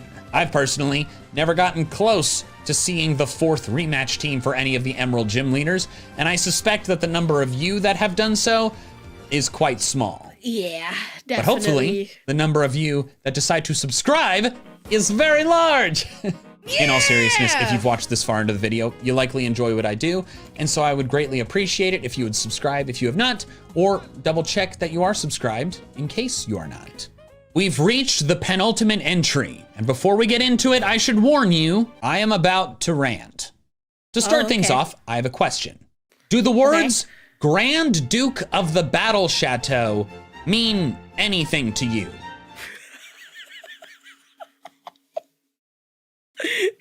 just such a goofy name. That's just such a goofy title. I want to be the Grand Duke of the Battle Chateau, but you know, it never crossed my mind that there was one. Did you hear Shiny Miraidon and Koraidon? You want to know what happened to the Shiny Miraidon and Koraidons at my GameStop? Scalped. You want to know how much it's going up for on OfferUp? $25 a piece. So no, I did not get my Shiny Miraidon or Koraidon, unfortunately. Not Battle Maison, Battle Chateau. Statistically, your answer is likely no. I ran this poll That's just such a funny freaking title. I want it so bad. On my community tab, and nearly half of the respondents GameStop selected. gave me an extra card you want. I could not ask you to give it to me. I would feel so bad. What are you talking about? The Battle Chateau is on Route 7 in Kalos. Yeah, it's that big building there. Not missable, but so missable at the same time because you don't have to enter it. If you've never been inside, you are not alone. My first time spending more than 30 seconds in there was while making this video. It is a strange and uppity place obsessed with noble titles, where by defeating trainers that spawn in there, you gain points which can increase your rank from Baron to Viscount to... You can, if you really wanted to send it to me, you could just submit a ticket in my Discord server, Stale Toaster. Finally found your Twitch channel. I've been following your YouTuber, but thank you so much. Etc. Wow, that was a funny sound to come across after we unpause. Etc. Barf. There aren't many practical rewards for advancing, though. You can get some good prize money and occasionally some Eat the rich! items to sell after battles, like a nugget, for example, so its main purpose seems to be a money farming location. But it's one that's as dull as watching concrete dry. Since at the beginning, all the trainers will only have one Pokemon at level 15. If you come back to it post-game, most of the battles will be quick, but incredibly boring. Additionally, there's a weird quirk where new trainers spawn in based on real time. You can't just leave and come back and reset who's in there. You only get a new trainer every 6 minutes, so you can't blast through the place in an hour. You can speed things up by sending writs of invitation that make trainers appear faster. But the cheapest one is $50,000 and only lasts until midnight. And then they have the gall to ask for a tip after. You know, maybe we shouldn't be blaming the pandemic for tip buttons showing up everywhere. Maybe instead, we should be blaming X and Y. Now, why am I explaining and crapping on this strange optional feature? Well, that's because it is the only way to rematch major characters. Okay, you can redo the Pokemon League at any time, but if you want to rematch the gym leaders or see the league members with different teams, the Battle Chateau is the only place to do it. Once you reach the rank of Marquis or Marquis-NS? Marchioness? What? You and me, Mikey. You and me. I don't know how to say that. Martianus? You cannot be serious. Once you reach the rank of Marquis or Martianus, gym leaders can begin appearing. Then once you reach the rank of Duke or Duchess, Elite Four members can show up. Unfortunately, for many of these trainers, they're worse than they were before. Gym leaders never use more than 2 Pokemon, no matter how many they had in their gym battle. Elite Four members went down from 4 Pokemon to 3. But this isn't about that. What the? This is about what happens when you reach the final rank, Grand Duke or Grand Duchess. Doesn't stop which will take you forever. The Chateau uses a hidden point system to rank you up. Higher ranked trainers are worth more points when you beat them. To reach Duke or Duchess, the second best rank, you need 300 points. But to reach Grand Duke or Duchess, you need 1,000. If you only battle shit, fuck that. the Elite Four members, the highest value trainer, it would take you 88 battles to reach Grand Duke. And that's just from Duke to Grand Duke. It doesn't even count anything before. And remember, a new trainer only spawns in every 6 minutes. 88 times 6 is 528 minutes, which is almost 9 hours. And again, that assumes that every new spawn is an Elite Four member. Hey, raise your hand, chat, if you did this. I'm curious, did anybody legitimately do this? Which I'm sure there's maybe at least 10 people that have. Maybe not in my chat, but like I'm sure there's someone who did it. Oh, see, someone Shadowbooks did it. Not would say no. they will not be. They're basically forcing you into shelling out ungodly amounts of money to make the trainers show up faster. But let's say you do it anyways. You become the champion. You know what I spent my money on X and Y? Getting every single piece of clothing that I could have possibly gotten. That's how I spent my time playing that game, and I don't regret it a single bit. And then it was the first game we had trainer customization, okay? I had to grind for all the clothing. Slog your way through the Battle Chateau. Once you finally reach the rank of Grand Duke or Duchess, your reward is the chance to battle Champion Diantha, the only other person at that rank. And she has only 4 Pokemon. Question mark? That are lower level than she has in the league? What? Why? Why would they design it like this? Why would anyone do this? To the 13% of you who said that you had done it on my poll, are you masochists? You can't. That's my question to everybody that did it in my chat. There's at least a few people I'm seeing saying they did it. And increase Diantha's team's levels by paying for the Writs of Challenge.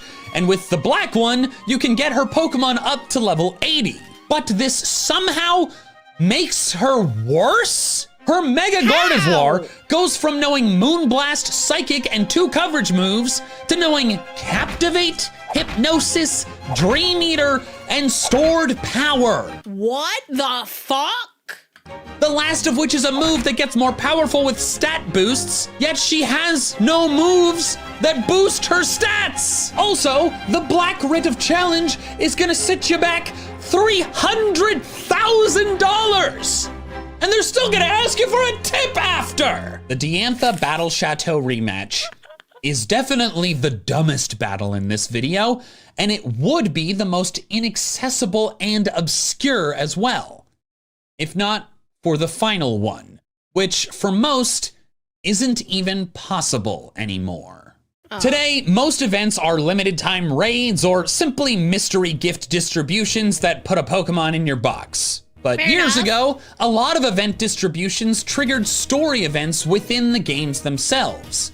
Some of these gave you an item that allowed you to battle and catch a mythical Pokemon, but others gave you the Pokemon that you could then use to trigger an event. These vary in complexity and intrigue, but almost none of them feature a battle against a trainer. The Genesect event has you fight this one random scientist, but there's one more event that features a battle with a trainer that is much more famous.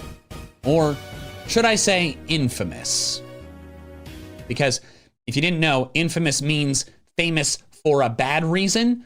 It's like a pet peeve of mine when people throw around infamous identically to famous, and it's like, oh yeah, this lovely person is infamous. And I'm like, no, they're not. In Heart Gold and Soul Silver, if you have a fateful encounter Celebi and approach Ilex's shrine after beating Team Rocket at the radio tower, Lyra or Ethan will appear, then suddenly Celebi will warp you back in time. At first, you're sent 3 years into the past, where you witness a confrontation between Silver and his father Giovanni, shortly after Red forced Giovanni to disband Team Rocket. After Silver storms off, Celebi time travels you again, this time to a small cave with just Giovanni and a radio. From his dialogue, you realize that you're in the more recent past. He's just heard Team Rocket's transmission from the Goldenrod radio tower and plans to rejoin them as they wanted. But you get to stop him. Giovanni's team is in the 40s with a Nidoking, Honchkrow, Nidoqueen, and Kangaskhan. Once you defeat him, he leaves dejected, meaning you stopped 2 leading members of Team Rocket in 2 different places at the same time. This is such a cool side story, but it was accessible to very few people. You needed a Fateful Encounter Celebi, meaning a Celebi from an event, which was almost impossible to get. In the USA, they gave one out for a few months in 2006 at the Journey Across America tour, which stopped for 1 day at a time in specific locations. Then in 2011, the intended Celebi for this story event was only distributed in 2 ways. The first was at the Pokemon Black and White Mall Tour, another traveling event that only stopped for a day at a time in each place, and it only lasted for about a month and a half. The other was at GameStop stores, much more accessible, but only for about 2 weeks. If you missed these Celebi, didn't have a friend who could trade it to you, and were unwilling to hack your game, then you could never have done this battle with one of the most well-known Pokemon characters of all time. If you don't have a Celebi on your old DS cartridge today, then you cannot do this battle at all. No major character battle is more obscure than that. Thanks so much for watching. If you want to see another one of my videos going over some of the crazy stuff that Pokemon had going on in the past, check out my video where I cover how getting Regigigas in Gen 4 was a gigantic task. Yeah, all right, you can leave now. That'd be. It's okay, Mikey. We still love you. Oh my gosh, yeah, I did a few of those. I remember the Chateau, but like, my God, I didn't realize how many battles it would have taken to get what I wanted. That's insane. Oh God, good video.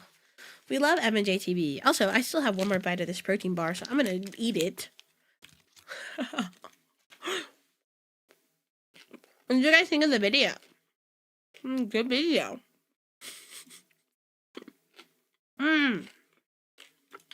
Okay.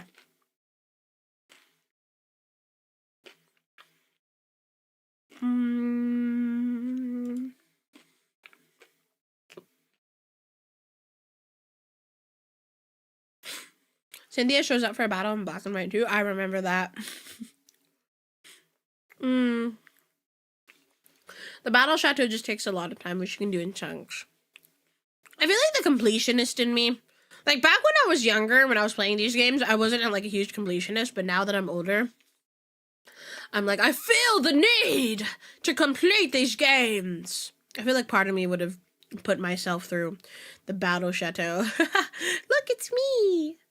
Look, it's me. Okay.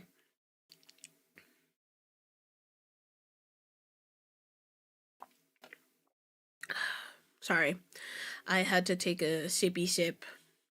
A sippy sip. I think we watched like most of these already. So let's do... Did we ever watch this one? I feel like we might have, but maybe we haven't. Maybe we haven't. This is best... Who doesn't love gift Pokemon in every game? I'm pretty sure we haven't seen this one yet. I don't think we have. The Regigigas one, we already did that one. You can find that on my React channel. We can do that one. Or we already did that one. So you can check out my React channel to see what M&JTV videos are up on there. React videos. But I don't think we did this one yet. We have best gift Pokemon in every game. I remember my first gift Pokemon. This is what I'm pretty sure this is considered a gift Pokemon. I remember begging my father, Father Cronus. I was like, please, please, Father, take me to Toys R Us to get me the gift Regigigas for Pokemon Diamond and Pearl. That's a horrible accent, but you guys get the deal. That was my first one, and I remember getting the Shaman as well. It was a great time. But let's see, best gift Pokemon in every game. free stuff. Gift Pokemon, where you get a Pokemon or egg pretty much totally for free, have been present in every mainline game since the beginning. And today I'll be determining which gift Pokemon I believe is the best in every mainline. Wait, am I mistaken? Is it like, is gift Pokemon the ones that like you get, like you trade users for? Yeah, I don't think event Pokemon counts as a gift one. I guess mine was just not a... I thought it was a gift. Or, yeah, I'm pretty sure I mistook that. My B. Pokemon game. We'll start with Red and Blue, and Bulbapedia lists the gift Pokemon as the starters, the $500 Magikarp, the Celadon Eevee, Hitmonlee or Hitmonchan in the dojo, Lapras in Silphco, and the fossils. However, that's not the list I'm going with. I have some clarifications to make. First, I have two important exclusions that will apply throughout the entire video. The first is starter Pokemon. They are technically gifts, but if I include them, then the best gift Pokemon in every game is just the best starter Pokemon in every game, which is a separate concept that I've already covered, so it'd be lame to just repeat that and make this a best starters video. And then the second exclusion is just all fossil Pokemon, because it's a mess. Sure, some fossils are gifted to you directly, like the Old Amber, but others like the Helix and Dome fossils, you just find on the ground. Bulbapedia credits the Reviver Scientist as the one gifting you the Pokemon, but are they really gifting you the Pokemon when you hand them the fossil and then they just come back with it as a Pokemon? Like, it was your fossil to begin with. They're not gifting you a Pokemon, they're gifting you a service. Additionally, Bulbapedia's page on gift Pokemon sometimes includes fossils, but sometimes doesn't, even in the same region with the same obtainment method. It lists Anorith and Lileep in Gen 3, but not Gen 6, and I do not know why. It's simply too annoying to parse through this, and trying to divide them up based on whether the fossil is physically handed to you or found in the dirt would just get too confusing. So for simplicity's sake, all fossil revived Pokemon are just excluded from this video. They might get their own video later though. I am also excluding the $500 Magikarp. It's very clearly a purchase, not a gift. And I think it's weird that Bulbapedia included that on the list of gift Pokemon, but not all of the Game Corner Pokemon. Like, all of those are also purchased, just with a different currency. Eevee doesn't have anyone give you the Pokemon directly, but I'm still including it because you don't pay for it. In fact, you might actually steal it. It's just sitting on a table and then you grab it and go. There. But you're not handing over a fossil or any money or Pokemon of your own. So I think it's fine. The guy in the room doesn't stop you, so I'm counting it as a gift from him or the universe. But to evaluate the remaining Pokemon, Hitmonlee and Hitmonchan are respectable options, but the fighting type simply is not good in Gen 1. There's no Dark or Steel type, no normal specialist, and the Rock gym is done, leaving only Ice that it's strong against. Fighting is far from useless, but it really only shines against a few of Giovanni's Pokemon, and then half of Lorelei's team. The top two contenders are the Eevee and the Lapras. Lapras is one of, if not the, best water types in the game because it's also ice type. Well, that, and it also has like good stats and good move pool, unlike the other water ice type Pokemon. Ice is scarce and very helpful against Lance, and Lapras is the only ice type to get Ice Beam at a reasonable level, only at 38. Water also shines well late game, since the final two gym leaders are Fire and Ground. And then of course, Eevee is incredibly versatile. You can immediately evolve it into one of 3 different Pokemon, depending on your team needs. Sure, some are better than others. See my best evolution in every game video. But it's nice because even if you chose Charmander or Squirtle, you can simply turn Eevee into the type you aren't using. Both are very useful Pokemon, but there is a clear winner due to the factor of not hating your life. Eevee is obtained at level 25 as soon as you get to Celadon, which is around the level your team would be upon arrival. And then you can evolve it immediately by purchasing a stone at the store. Meanwhile, Lapras is obtained significantly later, requiring you to defeat Blue and Silphco, and his team is almost to level 40. But it's not just that Lapras comes later, it's the fact that you get it at level 15. What? Your team is like level 40. Why is it 25 levels lower? You Training up Lapras, you gotta grind. You gotta grind it to the level of your team. Lapras becomes a giant chore, so because of that, Eevee is the clear winner in red and blue. But in yellow, things aren't quite the same. All the red and blue gift Pokemon are present, but since you start with Pikachu instead, the original starter trio become offered as gift Pokemon at different places throughout the game. Bulbasaur in Cerulean, Charmander just north of Nugget Bridge, and Squirtle in Vermilion. Although after getting the Vermilion City badge. To clarify, when I said I was excluding starter Pokemon, it's starter Pokemon that you actually start your journey with. If that category of Pokemon is obtainable later, it's fair game, with one notable exception that I will get to later. These three are now the earliest gift Pokemon in the game, which is a massive perk. The sooner you get Pokemon, the more use you get out of them. All three are strong candidates, but Bulbasaur is far and away the best. It's already the best Kanto starter, and it remains that despite missing the Rock Gym. It still gets to help with Misty, resisting Lieutenant Surge, and Giovanni down the line. Plus, I now know about the Toxic Leech Seed damage stacking strategy, and Venusaur gets both of those moves. Bulbasaur is the best yellow gift Pokemon by a mile. Next is Gold and Silver, and the gift Pokemon are the Togepi from the Mystery Egg, Kenya the Spearow, the Eevee from Bill, Shucky the Shuckle, and the Tyrogue from the Karate King. Tyrogue is instantly out. It requires Waterfall to find the Karate King, which you cannot use until you have 8 badges, and the Tyrogue is only level 10. I hate when they do that. I know why they did that, because it evolves at 20, but like, why not just make the Tyrogue available sooner? Shuckle is generally a pretty underwhelming Pokemon without using insane gimmicky strategies. I know you don't effle with Shuckle, but like, most of the time it's not that great. And since this is Gen 2, Togepi is not Fairy type and cannot become Togekiss. In other words, it stinks butt cheeks. Togetic's base stat total is only 405, which means it's only as strong as a middle stage starter, and it requires a friendship evolution. Yeah, so it's down to good. Eevee versus Kenya the Spearow. Bill gives you Eevee and Goldenrod after meeting him in Ecruteak,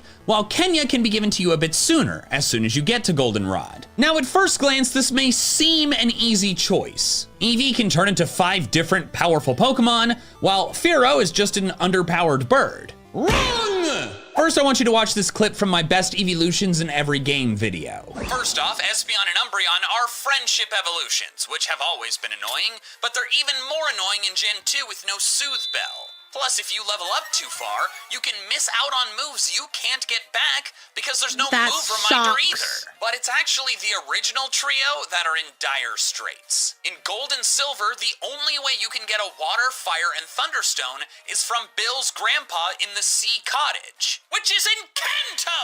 It is impossible to use Vaporeon, Flareon, or Jolteon on a pre-league team without trading. Which is unhinged. Like, why would you lock regional dex Pokemon to after the league? So, Eevee is worse than it appears, while Kenya is better. Fearow gets Drill Peck, which in Gens 1 through 3 was stronger than Fly. Plus, Kenya has a different OT than yours, uncommon for gift Pokemon, and thus gets boosted experience, which is wildly helpful. Really, the only downside to Kenya is that you have to commit a crime. The guard intends for you to drop it off. You sold me. Committing crimes? Fuck yes. With a friend on the other side of the region, so it's supposed to be a temporary gift. But there are no consequences for not delivering Kenya? So if you're comfortable committing Grand Theft Spearow, then Kenya the Fearow is absolutely the best gift Pokemon in Gold and Silver. Ha! It is I, Grunted Grunted Boy! Boy! And since Valentine's Day is coming up soon, I've been thinking about love languages. And I'm curious, what are your top ones? So I actually heard that there's no Acts of service. scientific evidence to support. Oh my god, have a little fun! Okay, sorry. Okay, Jesus physical Christ. touch and acts of service, I guess. Interesting. You see, mine is sound. Do you mean What? words of affirmation? No, sound. Played from Raycon Earbuds, the sponsor of today's video.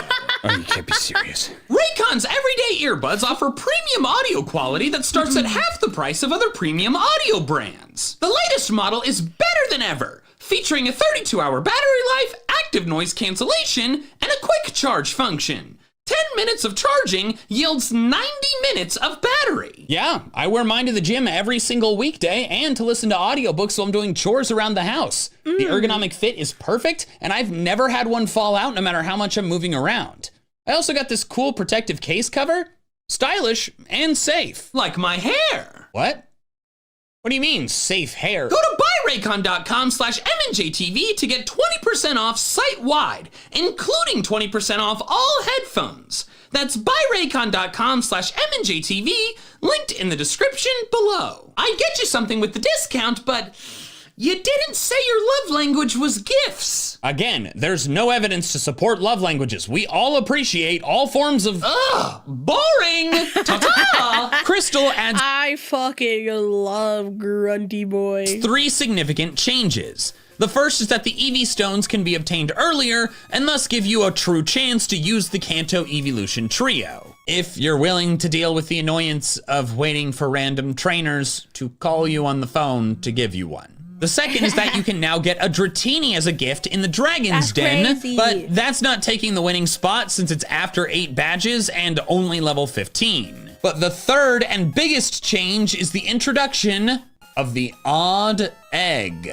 Once you get to the daycare, at least in the Western releases, the daycare man gives you this egg that can hatch one of 7 different Pokemon, all of which will know Pichu. I love Pichu. Dizzy Punch and have a dramatically increased chance of being shiny. Most of these are uninteresting to me, honestly, but Smoochum's Cleffa shiny. stands out to me a lot. Jinx has a special attack stat of 115, That's which pairs nuts. really well with its Ice and Psychic typing, which are always special moves in this gen. This type combo is also just insane in this game. Lots of poison types, the fighting gym, Claire's dragon types, and then in the league, oh my god, the league. 19 league Pokemon are weak to ice or psychic or both. And there's only 26 amazing. total. That's almost 3/4 of the league that just a Jinx could handle. Now, I do have to admit there are some downsides to Smoochum. First, you'll have to reset until you actually hatch a Smoochum, not one of the other Pokemon, and that could take several tries and might force a reset of a shiny. Then you'll be stuck with Smoochum's terrible stats until level 30, or 37 if you want Psychic over Confusion before post-game. Because stupidly, Smoochum gets it at level 37, but Jinx doesn't get it at all.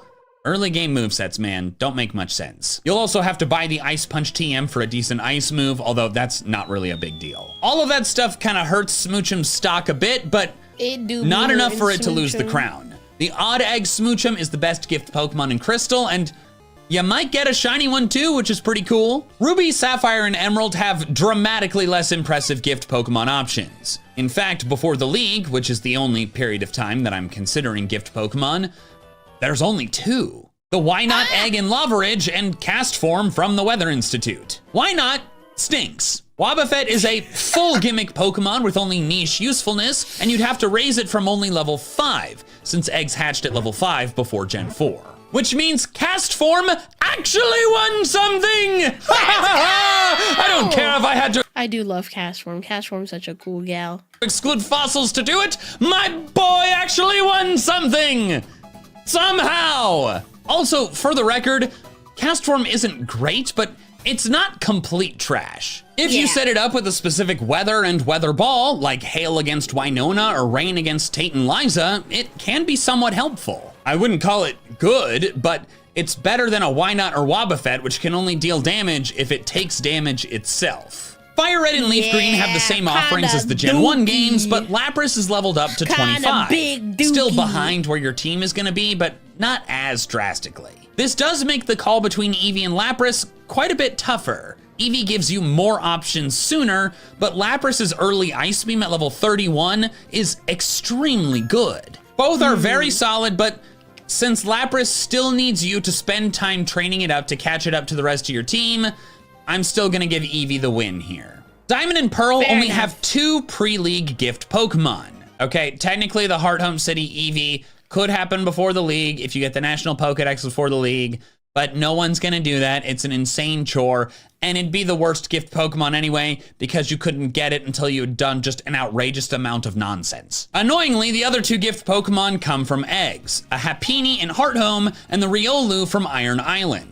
Happiny can be evolved quickly, since you get the Oval Stone in the Lost Tower on the next route, so you can have Chansey early and begin the process of increasing its friendship for evolution at a low level and before your 3rd badge. It's easier to increase the friendship of lower level Pokemon because you get a certain amount of friendship each level up, and of course you have more level ups faster when the Pokemon is lower level. The biggest issue here though is that Chansey and Blissey are really just full support Pokemon, which in my experience tend not to be as useful in playthroughs as they are in competitive battles. For example, Chansey is somewhat infamous for toxic stalling, but like, that doesn't work as well when you're fighting trainers that'll just use a full restore. Lucario is a significantly better Pokemon. Fighting in Steel is a great stab combo for later in the game, combating Byron, Candace, and several other Pokemon scattered across other late game trainers. It has a lot of options for good fighting stab, and you can teach it Flash Cannon thanks to Byron's TM. However, you have to deal with the massive annoyance of raising it up from level 1 when your team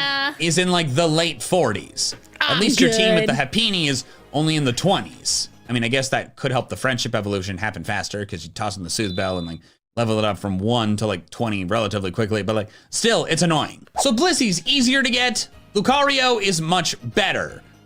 And I think I'm gonna give it to Lucario here. I would They're too. both quite a bit of work, but Lucario's late game usefulness, I'd say dramatically outweighs having Blissey earlier. Platinum dramatically changes the offerings though. Happiny is gone, and Cynthia now gives you a Togepi egg in Eterna. Yes! The Eevee is no longer locked to the post We love Togeki's. game, and you can get a Porygon in Veilstone. All of these are solid Pokemon, and I should know, I beat the game without catching any Pokemon, which means using a starter Pokemon and then like a bunch of gift Pokemon. I used all these Pokemon. But I have to say, He's an Eevee is just expert. too good to beat. With all the options it gives you, all of which are almost immediately accessible except Glaceon. Poor Glaceon. The Eevee Poor can be guy. useful to you regardless of what your team is prior to that point. Sure, Togepi is earlier and Togekiss is awesome, but you can't get the Shiny Stone until Iron Island, and it's No. not as crazy good without the Fairy type. Her Gold and Soul Silver have many of the same gift Pokemon as their predecessors. The Togepi Egg, Kenya the Spearow, Eevee from Bill, Shucky the Shuckle, Dratini from the Dragon's Den, and Tyrogue from the Karate King. There is no odd egg anymore, but there are some new pre-league offerings. One of them is really unique and interesting, but not practical. In the Cianwood City Pokemon Center, an NPC will give you a Tentacool if you have only 1 Pokemon in your party and 0 in your boxes. It's a creative way to prevent soft locking you on the island. If you have no Pokemon that can learn Surf, you can always get another one that can, so you can get back to the mainland. It's fascinating, but not an accessible Pokemon for most people. Then in the Violet City Pokemon Center, this random guy Primo will give you a Mareep egg, a Wooper egg, and a Slugma egg by inputting the correct password, which you can only know by putting your save file's specific info into an online calculator, because it's like different depending on like your trainer ID or something like that. I used all 3 of these Pokemon in my no-catching playthrough of Heart Gold, but alas, none of them are the best. Quagsire and Macargo, frankly, aren't that good, and while Ampharos is great, booty cheeks. you can catch a higher level Mareep just down the road. So since the Primo kind of like pointless. eggs are pretty underwhelming and there's no odd egg, the crown returns to my goat, the bird-napped Spearow, Kenya. Black and White's We love Bulbapedia Kenya list of in this gift house. Pokemon is deceptively long. There's the 3 monkeys, but you only get 1, the one that's weak to your starter. Zorua is only a gift Pokemon if you have an event Celebi, so that's disqualified. I'm not considering the fossils. And then there's the Larvesta egg, which is absolute trash. Look, I love Volcarona. I love Larvesta. I don't love raising a level 1 Pokemon all the way up to level 59. 59 That is just fair. to have a fully evolved Pokemon.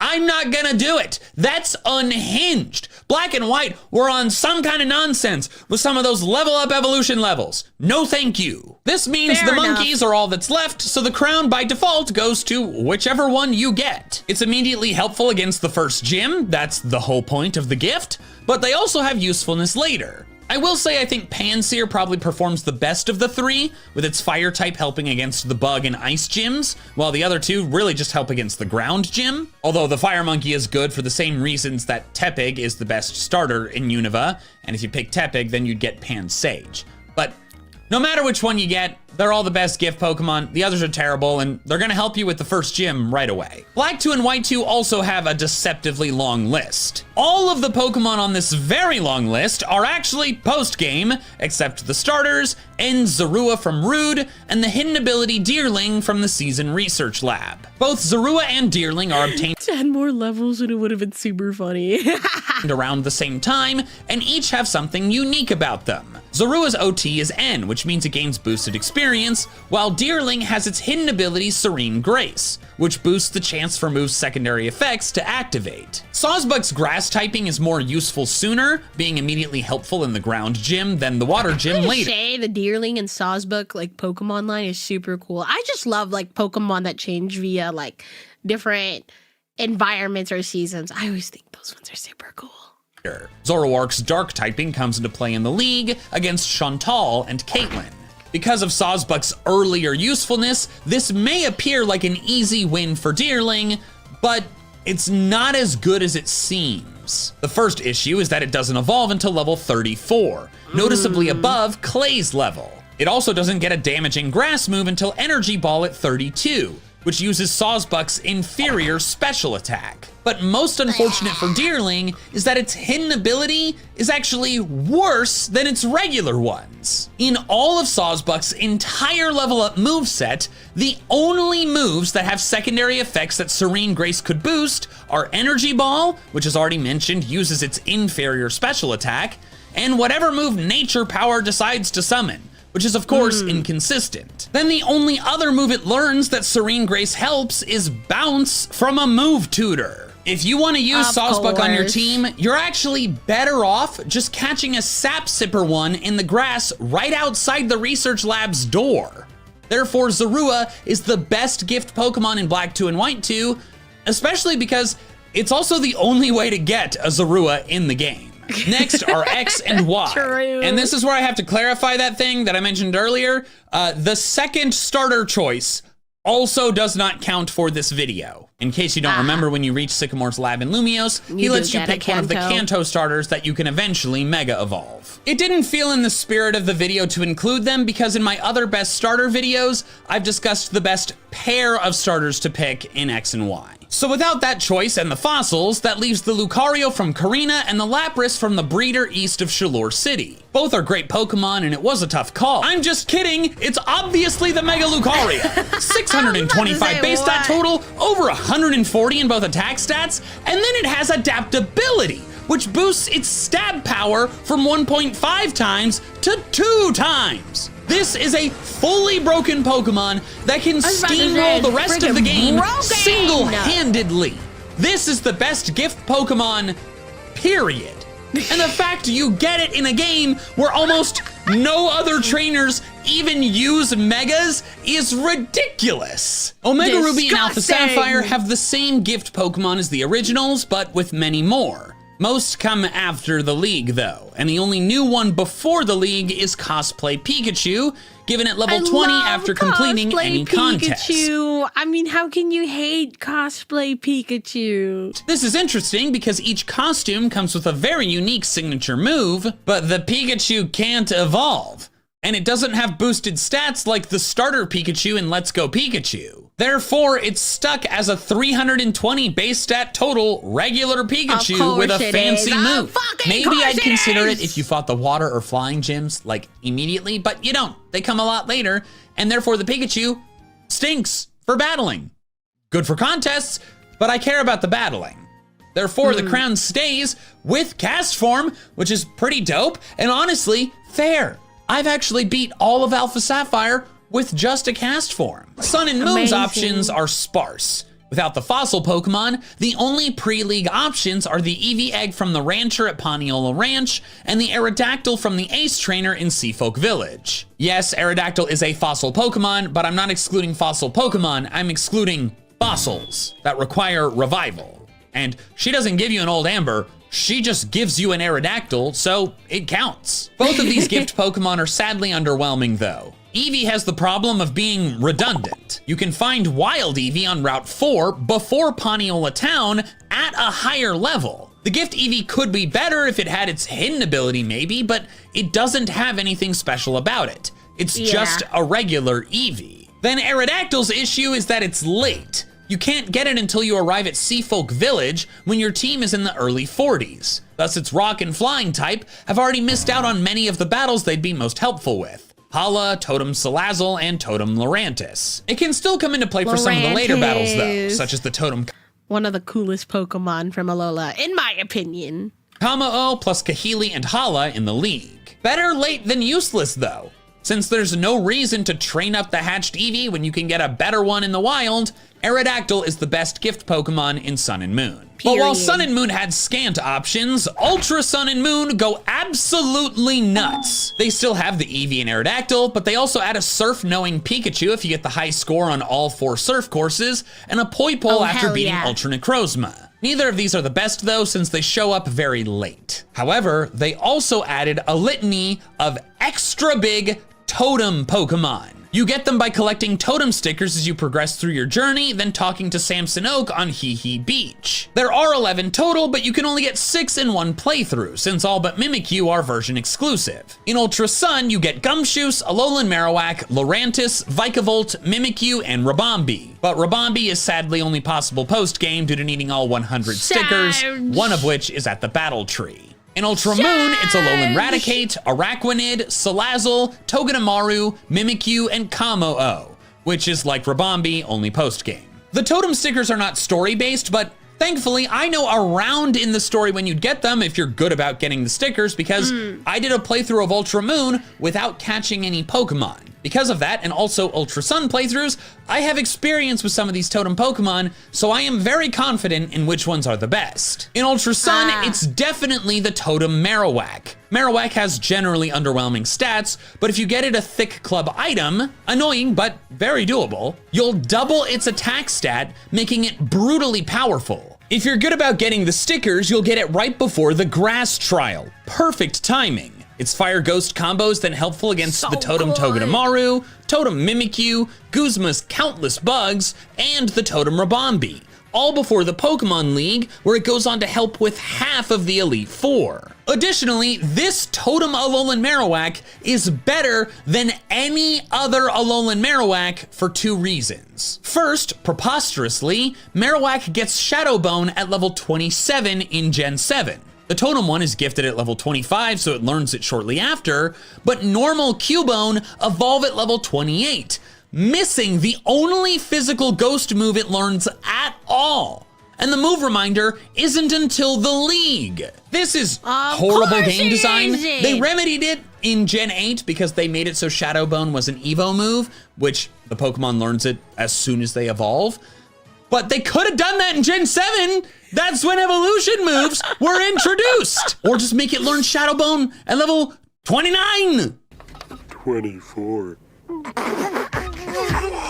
Because of this outrageous oversight, the only reasonable way to use an Alolan Marowak on your team in Gen 7 is to use the Totem Alolan Marowak in Ultra Sun. Additionally, the Totem Marowak has its hidden ability, Rockhead, which prevents recoil damage.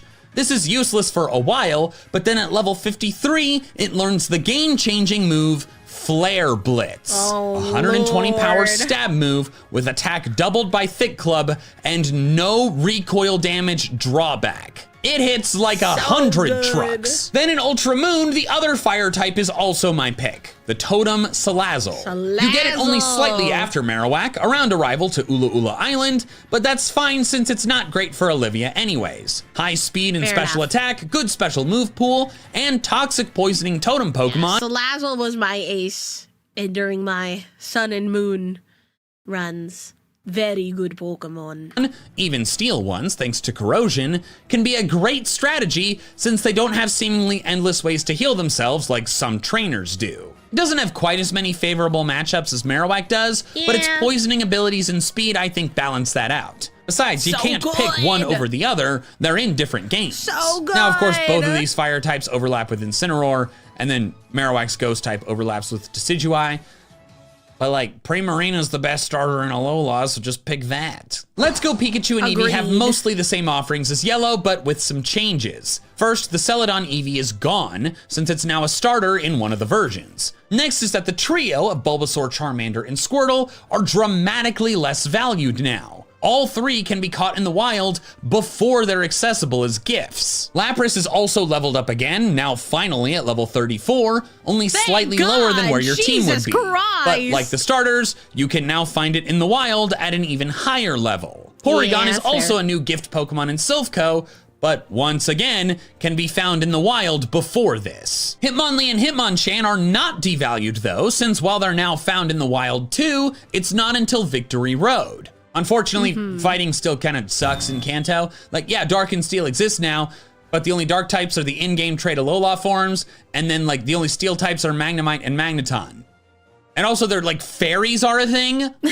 Oh no, True. the newest and most interesting gift Pokemon are Persian in Let's Go Pikachu and Arcanine in Let's Go Eevee. Growlithe and Meowth are version exclusives, and in Vermilion City, if you show a specific character 5 of the base form found in your version, they'll give you the evolution of the Pokemon in the other. This is cool because both can be ridden immediately, allowing you to speed around the region sooner than you may have been able to otherwise. But if you want to use them as anything more than just bike replacements, they've got some problems. Persian is simply just not a stellar Pokemon in general. Really Fair good in Gen enough. 1, when crits were tied to speed. That's not a thing anymore. And then Arcanine, while very powerful, has a terrible moveset because it's a stone evolution. And so it misses out on crucial level up moves that only Growlithe gets, such as Flare Blitz or Crunch. TMs can help, but this will be an inferior Arcanine. I mean, it allows you to have an Arcanine at all in Let's Go Eevee, but like, still. When discussing the other games Fair. so far, I've tried to balance usefulness with uniqueness. So even if a Pokemon's really useful, it has its value decreased if it's found elsewhere better sooner. But here I have to choose a useful Pokemon that's not unique, like Bulbasaur or Lapras, or a unique Pokemon that's not useful, like Persian or Arcanine. It was Oh a my tough call, but God. I decided that the best one overall is Lapras. Persian and Arcanine are simply better used as dex filler bikes than team members. A wild Bulbasaur can be caught sooner than the gift Pokemon and thus used against Brock, and while Lapras can be found elsewhere, it's actually quite challenging to catch. Simply taking the gift one can save a lot of headache.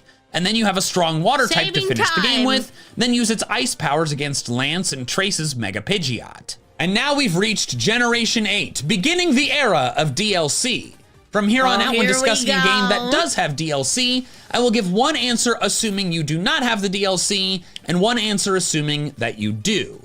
However, all gift Pokemon still have to be obtainable before you've beaten the league. In Sword and Shield, I actually don't have much of a choice in the base game. Ignoring fossils, starters, and post-game Pokemon, the only gift Pokemon left are the Toxel Egg plus Gigantamax Pikachu and Eevee, which require save data God, of Let's I Go love on your fat Pikachu. Look at him. We love him. Switch to get. That's like kind of DLC, like kind of event. I really don't think that should count, but even if they did, like they don't evolve. Not great. Plus, Toxel Fair. is just simply better. It's annoying to train up to Toxtricity, but once you have one, it's a fun Pokemon to use. I actually used one in my first Sword playthrough. But then if you have the Such a cool DLC, Pokemon, you get Toxtricity. some insanely good gift Pokemon. And a lot of them. We're ignoring the Crown yeah. Tundra gifts because they come too late. The levels are not scaled down if you have not beaten the game, or completed the Darkest Day, which is basically beating the game. Events in the Isle of Armor do scale down though, and it features a ton of gift Pokemon. Mostly Alola Pokemon from Finding Diglett, but also a Porygon. But none compare to ones you get earlier than that simply by progressing the quest. First, very early, you can choose a Bulbasaur or Squirtle, both with the Gigantamax factor. The Kanto go! starter's G-Max moves are insanely good, according to Wolfie, utterly broken in doubles. So one of these two is the clear winner. Or they would be if you didn't get Cubfu. It's not that much later in the quest, and then it's work to get it evolved with having to travel around, increase its Is this the one that evolves into Urshifu, right? friendship, and then you have to be able to win the battles in the tower of your choice, but those battles can be won around level 30, which means you can have an Urshifu with a base stat total of 550 and a signature move that always crits preposterously early. Remember how I said the Gigantamax starters were broken? Urshifu has broken all of competitive Pokemon.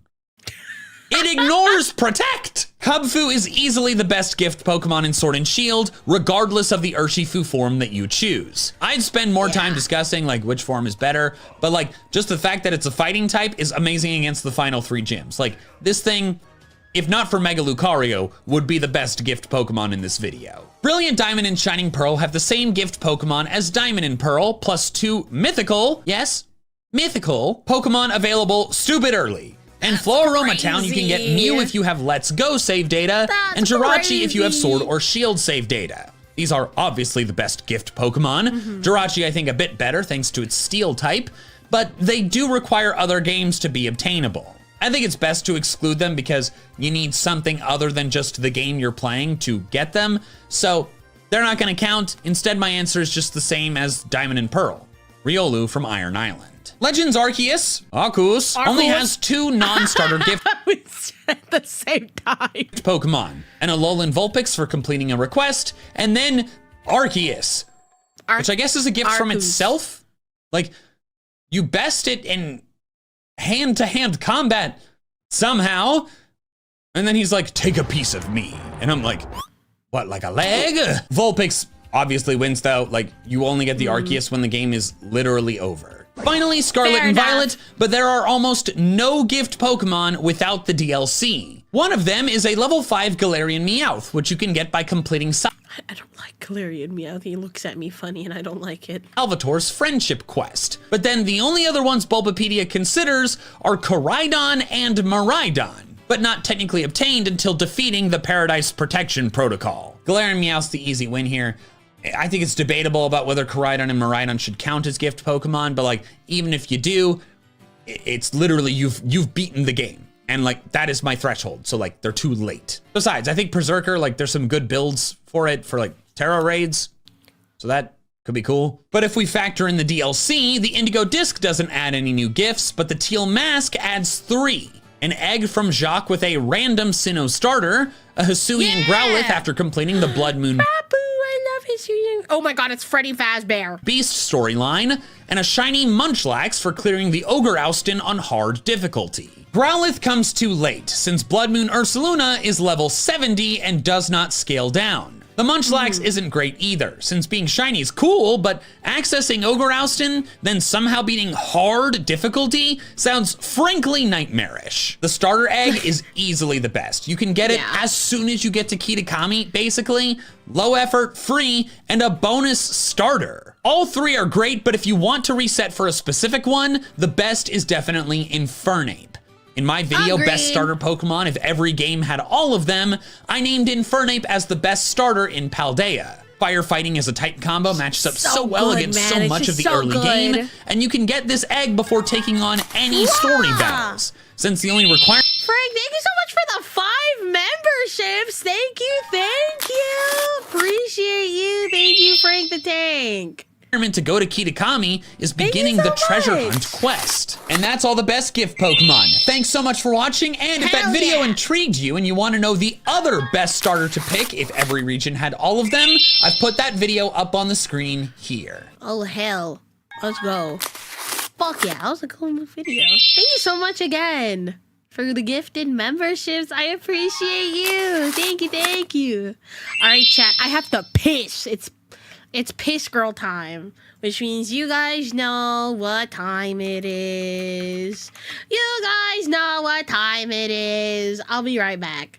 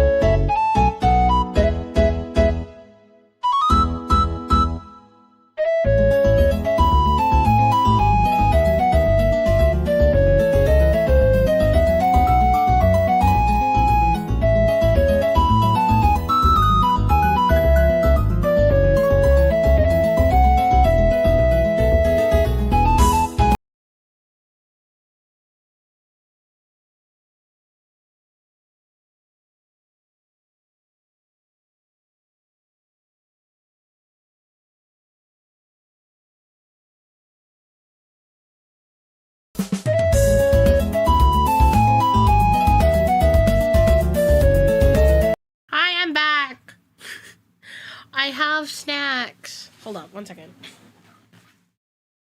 I need to shut this real quick. I have snacks. I forgot to shut my door. Wah! It's snack time. I did wash my hands. I brought back the kettle cooked jalapeno chips. Because they're peak. And they're so good. And I'm a little hungry. So I will eat them. Piss rating? Maybe I want to say like a good 8. You know what I mean? It wasn't like the best piss of my life, but it was a good piss. Okay. Should we do a Gnoggin and Lockstin video next?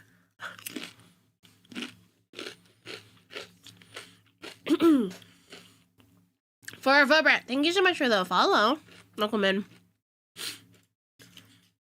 We need to continue our Pokemon Type Explained series of reacts.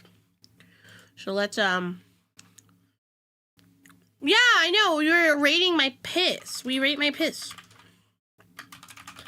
How good of a piss it was. It was like an 8.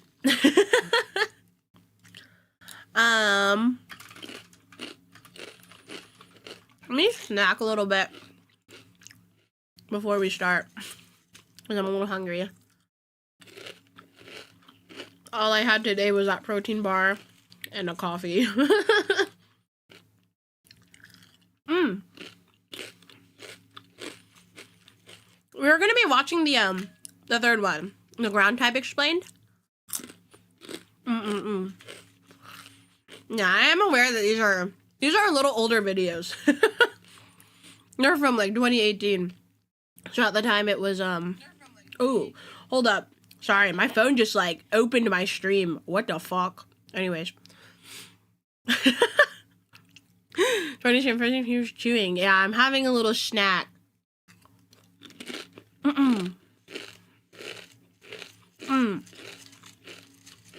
Grass type explained. That won't be for, what is this one? We have rock, we have ground. We're starting with ground and then we'll move down. I do be having Thine Chippeth. Thine Chippeth is delicious.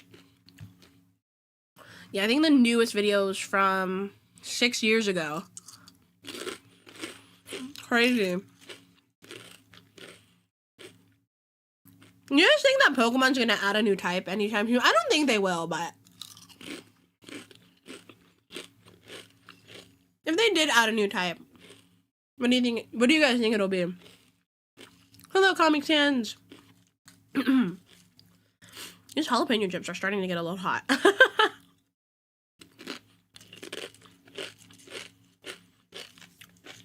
You guys get the chip eating ASMR for a little bit while I finish this. I only got like a small bowl of chips.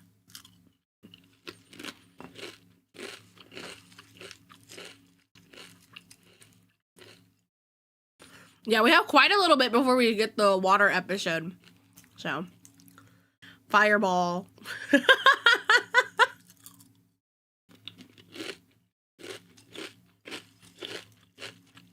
I do love Mr. Worldwide.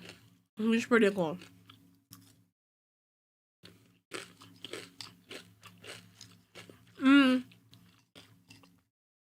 If Pitbull had a Pokemon team, what do you guys think would be on his Pokemon team? The immediate Pokemon I can think of is Shuckle. The waifu type?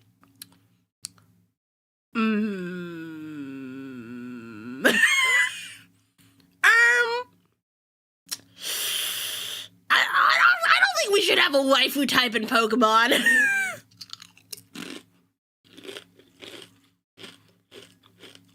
Snubble. Loudred.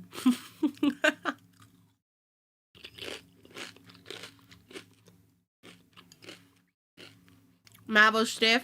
Fair enough. Pitbull Pokemon.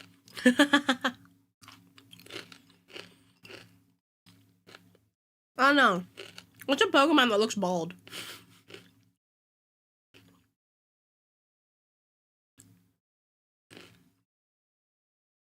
Okay. I finished my chips. They were super good. Kettle cooked potato chips are peak.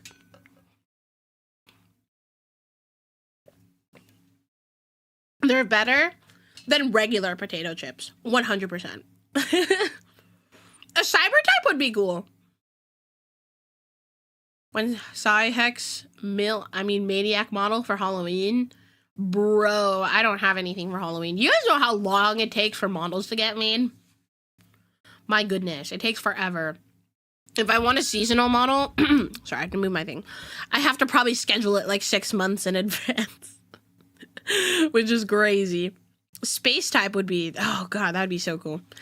Anyways, all right, next video we're gonna be watching is we're going back to the Lockstin and Gnoggin. I think I realized that I say these two names backwards, but it is what it is. Every Pokemon type explained. We last watched the Steel type, and we're now gonna watch every ground type Pokemon explained. Pokemon, oh how you're diverse. From flappies with wingies to groundies in the dirts. I think I'm gonna leave poems to poets. I think instead I'll do what I do best, and that is explaining Pokemon typing. And next up is the ground type Pokemon. Yeah! This is low-key my domain. I think a lot of people think, Poseidon, you're the god of the seas. I think a lot of people forget I'm also the god of earthquakes, okay? I can make the earth shake. It's odd to think that ground is an original typing. It's not a special case like dark or fairy, added in for balancing and fluff. No, ground was in the original game. I'd like to think that they had to fill 15 types because that's one less than 2 bytes of data, but who knows. But when it comes to typing, ground has always been the underdog of the elemental types. That is until Landorus came in and ruined the whole competitive meta and basically made high-end Pokemon team design boring, and that's a lot of hoopla if you ask me. But we're not here to discuss meta. We are here to discuss the inspiration and design of all of the ground-type Pokemon. There is a lot of ground types. Ground type? Is it a way of life or is it the ability to spray sand? I'm trying to think of it. Why is ground... What is my favorite ground type? I don't know. When I think of ground types, it's not one of my favorite types of Pokemon. It's never really like a, man, I love ground types. I guess Wishcash. Wishcash is water ground, right? Because it's water, and he's a cool little dude. Not very little, but he's just a cool dude, you know? Ground even different than rock type. When you really get down to it, Ooh, rocks are just Hippowdon's a good one. compacted I like minerals, Hippowdon. while the ground is the same minerals but less compacted. Ugh. Think dirt, sand, dust, loose soil, small rocks like gravel.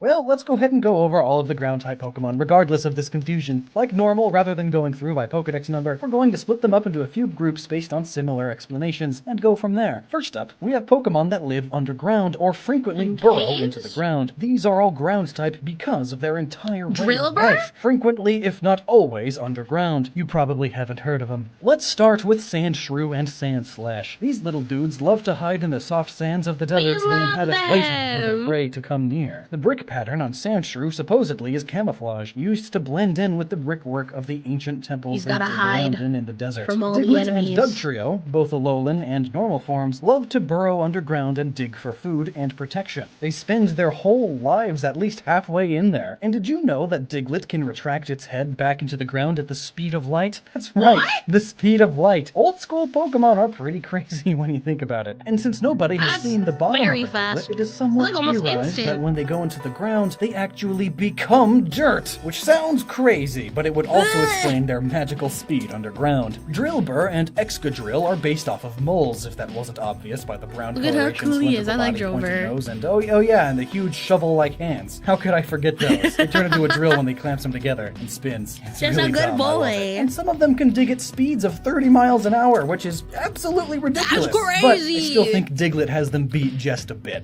Diggersby Just is a a little rabbit bit. that packs a powerful ear? Yeah, Those ears are actually huge muscular arms, complete with That the little scares elbow me. thingy. See, right there. Interestingly, it uses these arms, or ears, to excavate and dig tunnels, and that's probably why they're all dirty all the time. Nincada is based off of the cicada insect. If you've seen the BBC shows, then you probably know that some of these insects burrow and live underground for 17 years. I don't like that. solid. So That they looks for sure are disgusting. ground type because of this. Also, the Pokedex entry states that they dig nests under don't like trees to that. get nutrients from them. I don't like bugs. I really don't like bugs. They scare the fucking shit out of me.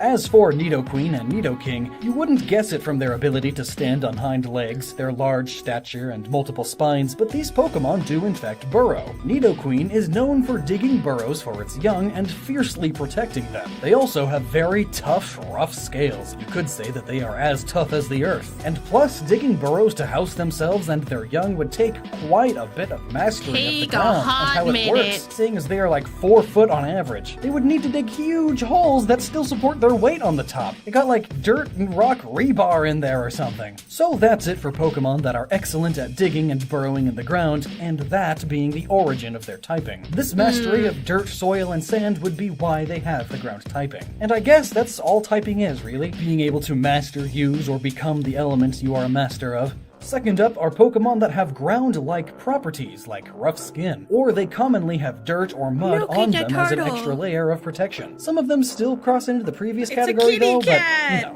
but, organization's hard. Cubone and Marowak both wear a skull I just want to hug Cubone. I love him. Oh. of their deceased mother, whatever that mother may be. Sadly, this little factoid is apparently the only bit of interest Cubone and Marowak have, because the Pokedex does not shed much light on anything else about them. It gives no information at all about why it's ground type either. It doesn't even learn many ground type moves. Maybe it's due to these Pokemon living in dry savanna lands, or maybe it's due to their brownish color, or maybe the skull is just really, really dusty. Those are all really dumb Not reasons. very Though many interestingly, every explanations. bone-related Pokemon move like Bone Club, Bone Meringue, and Bone Rush are ground type as well. Perhaps Game Freak used the logic that bones are often buried in the ground, and as they decay, they turn into dust and return to dirt. Thus, bones are ground type. There you go. It's a lot better than making You a know whole new what? type. That's a good like Bone explanation type or now. something. Fanpy and Donphan are both That kind of makes hard to sense. pick out why they're ground too. Fanpy You know, I remember when I was younger, I really liked Fanpy because it was the Entei movie. Do you guys remember when the little girl, when she like dreamed to be a trainer and one of her Pokemon was Fanpy? God, I loved her team. It was so fun. I love that movie. digs small holes near rivers for shelter and loves to dry themselves off with dirt baths, much like how real African elephants dust themselves to protect themselves from the sun. But besides this factoid, there's no It's real reason nature's for Fanpy to be ground sunscreen. type. In fact, Fanpy can't even learn any ground type moves without the help of man-made TMs, meaning it should probably be normal type. But hey, it digs, and it has tough skin, I guess, so it's ground, sure. Donphan makes more sense, though. It continues to do more of the same things as Fanpy, and it is noted that it frequently clears mudslides off of pathways, possibly showing off its ground-like abilities. Most noteworthy, though, is how low to the ground it is, especially when it rolls itself up and basically becomes a tire. In order to roll on the ground at high speeds like this, you need to know the way the ground tends to work very well. Trapinch, Vibrava, and Flygon are based off of antlions, a ground-dwelling insect that digs a pit in soft dirt or sand and then uses that as a trap to catch other insects. This line of Pokemon gets the ground type from this larval form of Trapinch, and it basically just keeps the ground type as Vibrava and Flygon. Flygon, however, is also known as the Desert Spirit, due to its wings creating a song-like melody along with its ability to whip up sandstorms constantly. Although, Sandstorm is a rock move, for whatever reason. Though there are also some dragonflies known as sand dragons, and sand is on the ground, usually. This one's reasonings beyond Trapinch is pretty weak, besides being based on the antlion, I guess. Sandile, Crocorock, and Crocodile are shifty at him. crooks. Shifty much like the sand they live He's a in. cool Unlike dude. most crocodiles, there is one species in Africa that digs burrows and thrives in sand or soft soil. This came about as the rivers they live in sometimes dry up during the dry season, so they had to make do and learn some new things. These particular crocs are definitely the basis for the crook line. Rhyhorn, Rhydon, and Rhyperior were basically fully explained in the rock type video. You can click here to see that. There, we explained that they aren't actually rock, and you guessed it, their second type ground is wrong also. Well, no. Rather, it's just a really weak connection again. Rhyhorns are ground because of the area they live in and the habits they show. Like most rhinos, this line lives in the savannah and loves to roll in the mud. Yep, they get their rock type from their That's their rock-like hide that they then pastime. cover in mud to possibly kinda kill parasites cute. on their body. And this muddiness, along with them being pretty darn close to the ground, equals them being ground type too. Or perhaps their hide is somewhere in between ground hardness and rock hardness. So they're like both of them. Gligar and Isn't dirt like ground, like dirt and stuff, just tiny rocks? Gliscor are both based off of the scorpion fly. Yes, I don't like that. The bug from your nightmares. Yeah, Pokedex no, I'm entries good. state that it hops along the ground and it likes to glide from their cliffside nests, which are just holes in the cliff. So, underground burrows. Gligar, despite its wings, are actually unable to fly on their own. Instead, they just fall with style. So it's like a grounded bat flying squirrel thing. It can only glide, hence the name. Torterra is pretty self-explanatory. There's a bunch of terra on this tort. It has enough dirt or ground on its shell that a tree has sprouted up on it. I mean, how else could a plant grow on an animal? Mudbray and Mudsdale are both donkey horse things that love to root around in the mud. This mud is also used as a grip for its legs, to help give it more traction due to its job of pulling huge loads. And Mudsdale, well, they eat dirt. And they spit it all over things like themselves and walls, because they're just that kind of Pokemon. Burmy and Wormadam, both specifically with the sandy coat that it uses as defense, is a bagworm that uses things in its environments like to create bagworms. a shell I don't for it like to any live in. worms. This one just so happens to be in a desert, or possibly a beach, so it created a sandy house. Now for some mud Pokemon. These Pokemon are ground type secondarily, and are water type primarily. How about And the reason they Stunfisk? aren't just water type is because they just love the mud so much. Be it a muddy puddle or Imagine just a mud at the mud bottom of gear. a body of water. It's just so great. Whooper and Quagsire are based off of a very large salamander known as the giant salamander. This line loves to live in marshes and quagmires, large swampy bodies of muddy water and soft ground. They just love to bury themselves in the mud, which is just like Stunfisk. It also buries itself under the mud. This way, it can become one with the mud. Feel the mud. I think Stunfisk is so ugly, but like it's kind of like an endearing ugly, you know what I mean? When something is just so ugly, you just kind of want to protect it. Be the mud. And wait for prey to get close enough for it to strike without warning. Fish gotta eat. Also, fun fact, the Pokedex thought that this was a very important bit of knowledge that you should know about. The skin of a Stunfisk is so strong, a sumo wrestler can step on it and it won't be hurt. You know, because I measure durability by how many sumos can step on it. I guess that means that Stunfisk is as tough as the ground, eh? Since sumos are able to step on the ground too, and the ground is fine usually. Marshtomp and Swampert both find their home in marshlands and swamps, if the names didn't give that away. It is also said that Marshtomp is able to swim through mud faster than water, so either it's a terrible swimmer, or it just has some mastery over the ground, more so than a mastery of water. Some, like, weird ground powers. Barboach and Wishcash are based off of catfish, which just love to live on or under a layer of mud at the bottom of a river. Pretty simple. Gastrodon is Yeah. kind of a quandary. Pretty much the only reason it's ground type is because they Which Gastrodon do you guys like? You guys like the pink or blue one? I kind of like the pink one. are based off of a sea slug, a water-dwelling creature that lives out Look its at life on him. the ground of the ocean. Now, I know some of you are Just going to say that slugging sea slugs around. can swim, and you'd be right. But it just so happens that the two slugs that Gastrodon is based off of don't. They're just on the seafloor, stuck to the ground. They're just Hence hanging the ground out. typing. Palpitoad and Seismitoad also live in marshlands and swamps, and using these My TCG players know that I don't like Seismitoad for very valid reasons.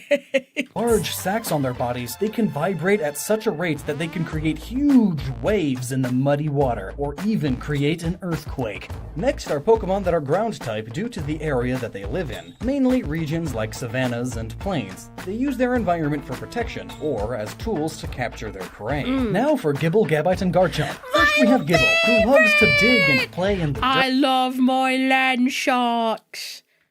I love the Garchomp line. dirt, the sand, the dust, the mud, whatever they happen to be close to, which is most commonly the ground, since they are just so short. Gabite is also known to dig, but it digs with a purpose, for buried treasure and gems. Much like a true dragon, as they Wants to just get love rich. to hoard treasure. Garchomp, then, is more of the same. They mainly live in caves under the ground and like to dig. Plus, this whole line is based on the idea of land sharks, a mythical animal that is literally a shark, but on the land, instead of in the water. Heck yeah. And what is the land made of? The ground. But hey, that's just a theory. Now for Swinub, Pillowswine, and Memoswine. Swinub is a cute little guy that loves to dig and wallow in mud or dirt looking for anything it can eat. Look at It him. also has You wouldn't want to hurt a tiny little stubs for Swinub legs, with making you, it chat. super close to the ground. It and the ground become one. Pillowswine is the same, and it actually eats the dirt too, meaning it is even closer to being one with the ground. Got all that tasty dirt on their insides, yum. That is until it evolves and gets real legs. But Mamoswine also digs and chucks up huge rocks with its tusks. It's quite powerful. Larvitar He's is a big supposedly dude. able to eat an entire mountain's worth of dirt and minerals before it will evolve into Pupitar, which is then buried deep beneath the ground until it itself How does that not evolves hurt and your tummy? then loses the ground typing. But if you Yikes. literally eat dirt and dig through a mountain, then yeah, you're obviously made of ground, so ground type.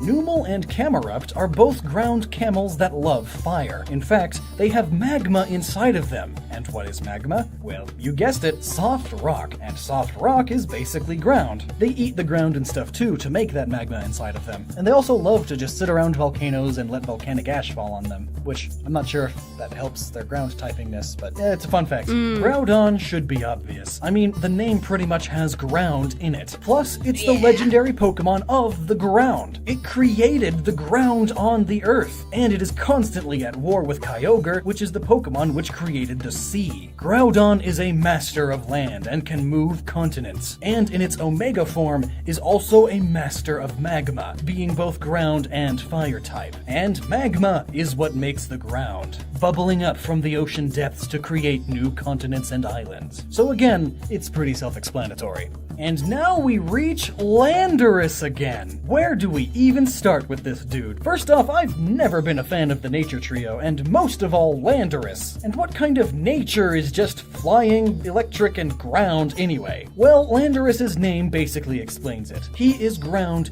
due to his mastery over the ground. It is said that just his presence is enough to make the entire land I'm the god of earthquakes. Does that make me the god of the ground as well?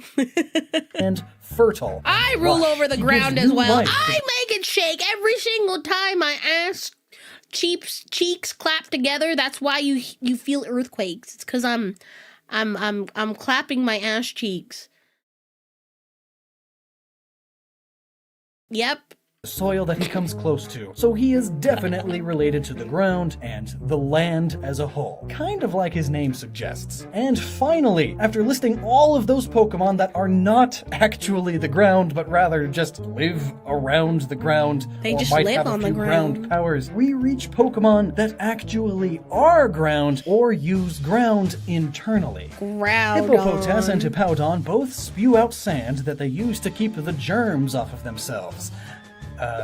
What? Well, that's what the Pokedex says, not me. I don't even know. Can they spew sand at such an accuracy they can kill individual germs? I don't...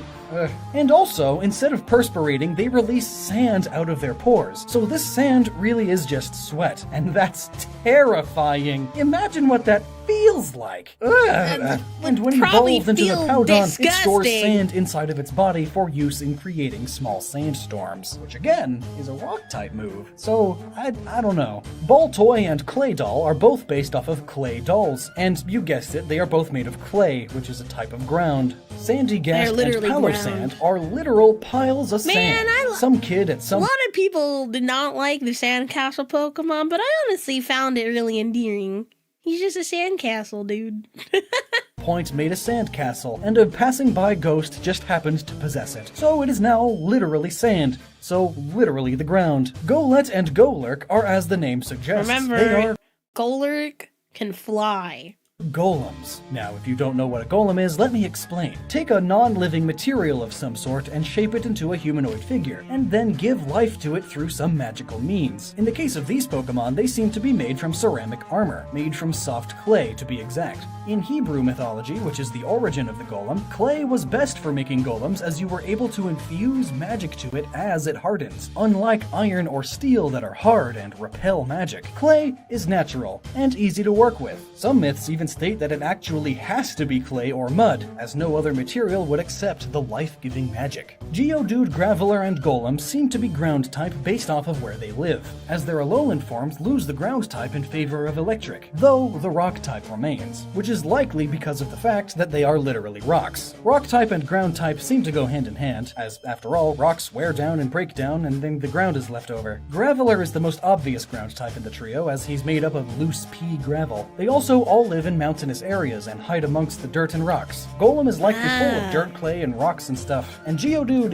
he's Geodude. Let's just leave it at Just that. a dude. Onix and Steelix, I think, could go into the previous category, as they are both able to tunnel through the ground at rapid speeds, but they may also be part ground or have ground within them. We really don't know that as a fact, though, just some theories. They have rock or steel outer shells, but then they are likely filled with gravel or dirt innards, maybe some crystals. And lastly, we have Zygarde, the guardian of the ecosystem and protector of the earth. I did not realize Zygarde was that Pokemon.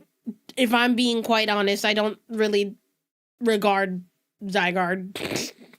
Makes sense for it to be the ground type, as most of the earth and the ecosystem relies on the ground being there, and being healthy. Zygarde is also sort of able to see or feel through the ground, as if it is perfectly one with the earth itself. Truly, the master of the ground element overall. Groudon can suck it. So there you have it. Ground type Pokemon explained. The vast majority of them are in fact not actually made of ground, but rather being ground type seems to primarily just mean that they spend a lot of their time in, under, and around the ground. Their lives revolve around dirt, sand, and soil. And it also adds some meta to the gameplay. So there's that. So if you liked this video, be sure to check out the rest of the types we've done so far, and tell me down below what type I should cover next. Also, hey, I don't feel like I say this enough, but thank you. Thanks so much to all of you. welcome. The support you guys give makes this whole series, heck, this whole channel truly worth doing. And an especially special thank you to the Patreon supporters. I still think it's crazy what you guys are doing, but it really helps everything on this channel happen, and I am eternally grateful for that. A lot more changes and tweaks are happening in the near future, and it is all thanks to the amazing support of everyone, especially you, because you watched this video all the way through.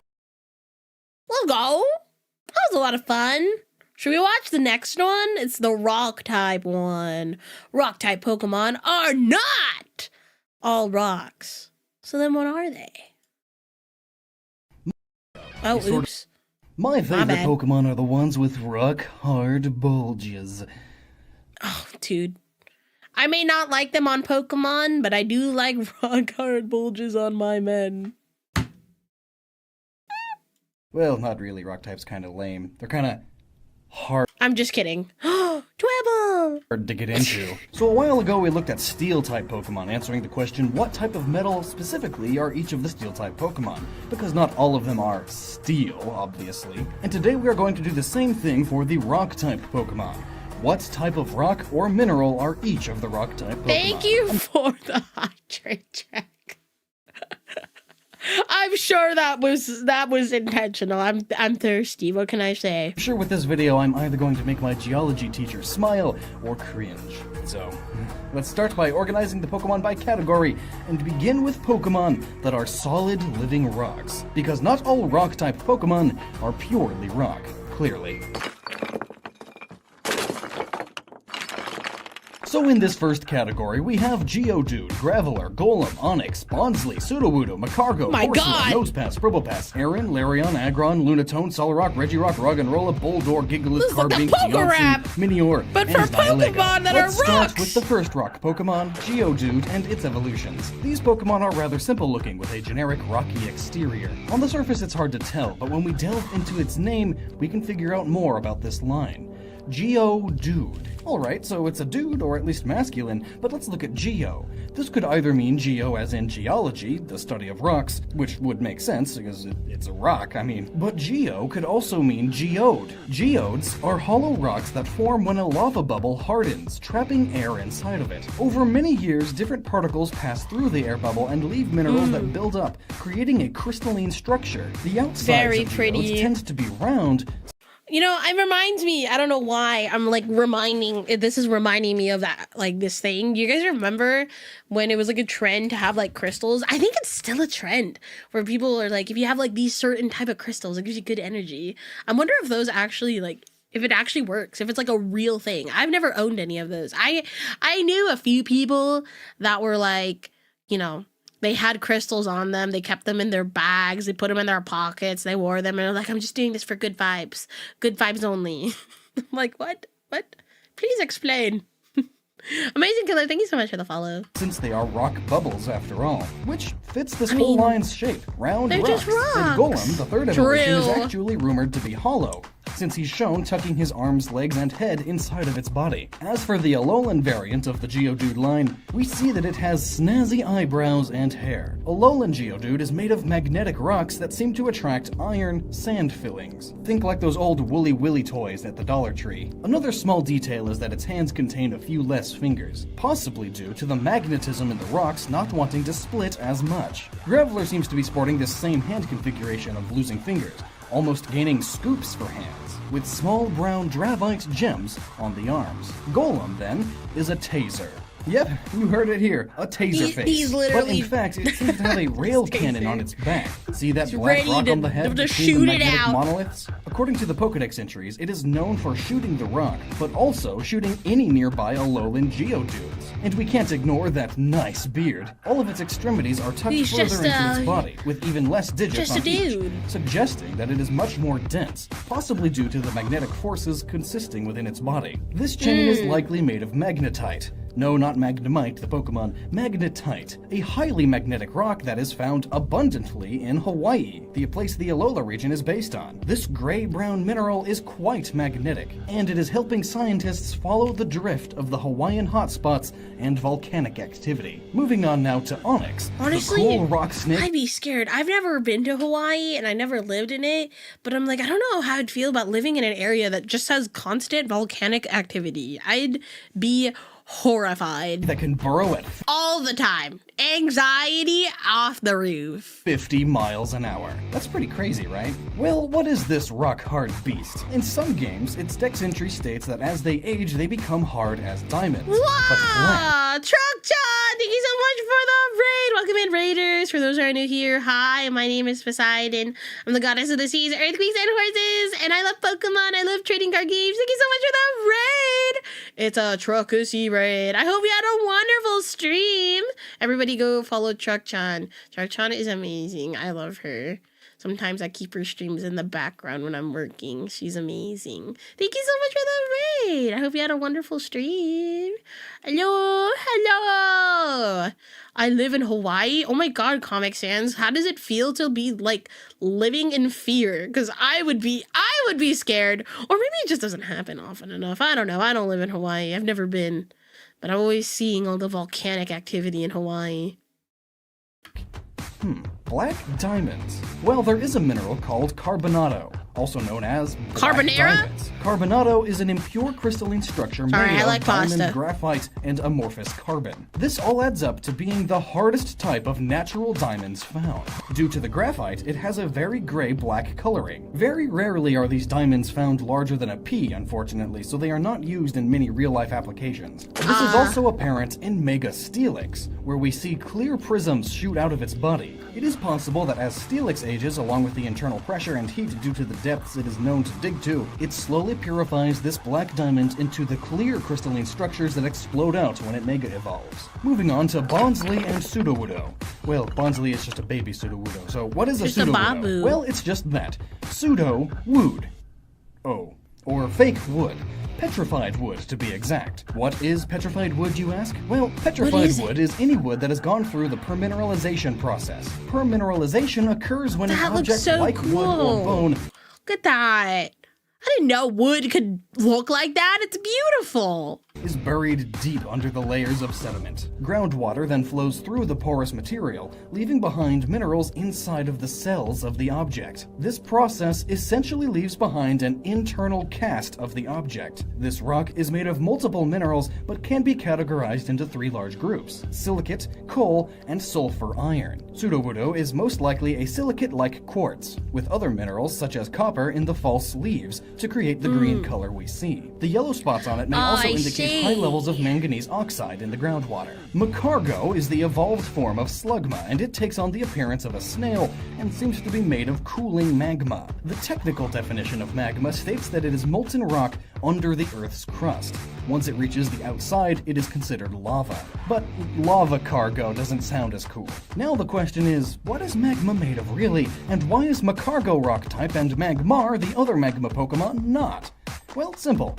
Macargo is cooling off, though still brittle. Its shell is solid. It may be igneous volcanic rock, a mixture of many different minerals, but mainly of the silicate variety. Now, coming from a 180,000 degree Fahrenheit Pokemon to one that lives in the ocean. Corsola is a coral-like Pokemon that lives in warm seas. This Pokemon is very weak to pollution and dirty water, but this Poor Pokemon has guy. been seen strong enough to build a city upon them. Due to the coloration and design of this Pokemon, it seems to be Man, based off of I the don't species think of I don't think Corsola doesn't have an evolution. I feel like it'd be just a cool evolution if it was just like a big coral reef Pokemon.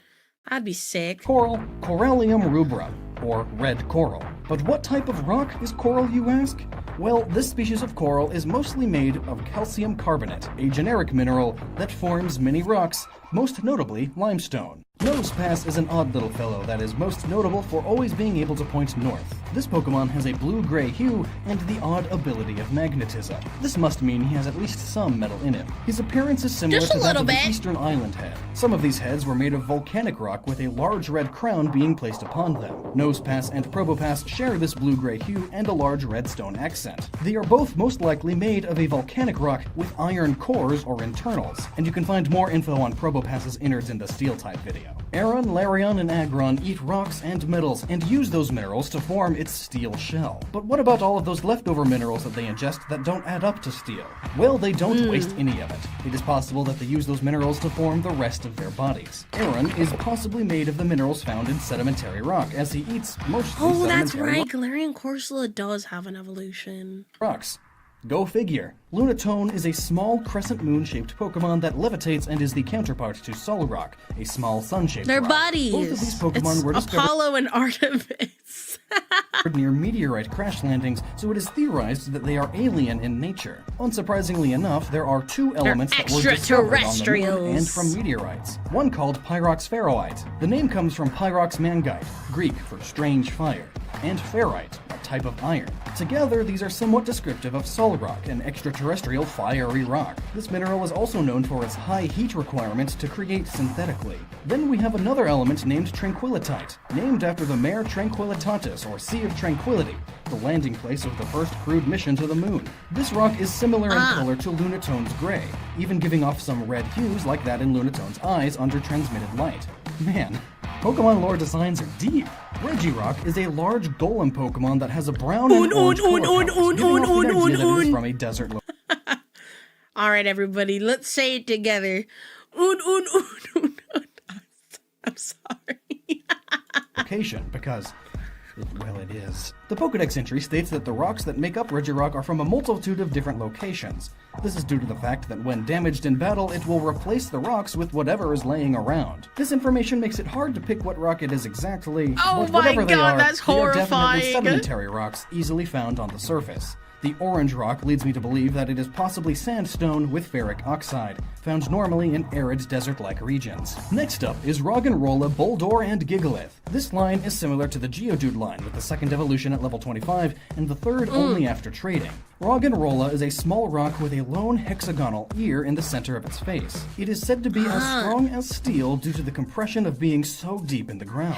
Where's his eyes? Is his eye, this is just like the one singular, like, middle thing? How does he see what's going on? Roggenrola is some type of geode with a crack due to the internals being hollow to form an ear. Boldor and Gigalith then seem to be geodes that have fully filled or are expanding out of the hard rocky outside to create large crystalline structures. Based off of the coloration of the crystals, it is most likely due to it containing hydrated iron oxide. Carbink is a small floating rock with small blue crystals protruding from multiple parts of its body. You can see a white collar that appears to be almost fluffy on it too. Carbink is based off of a mythological creature called the Carbuncle, which has gems protruding out of its head. The most logical rock that this Pokemon would be made of is a type of crystal that is growing out of some sort of sedimentary rock. The blue coloration leads me to believe that it has high amounts of tourmaline held in the quartz. It is also possible that it is sapphire, as these crystals are stated in the Pokedex to be jewels, and quartz isn't technically a jewel.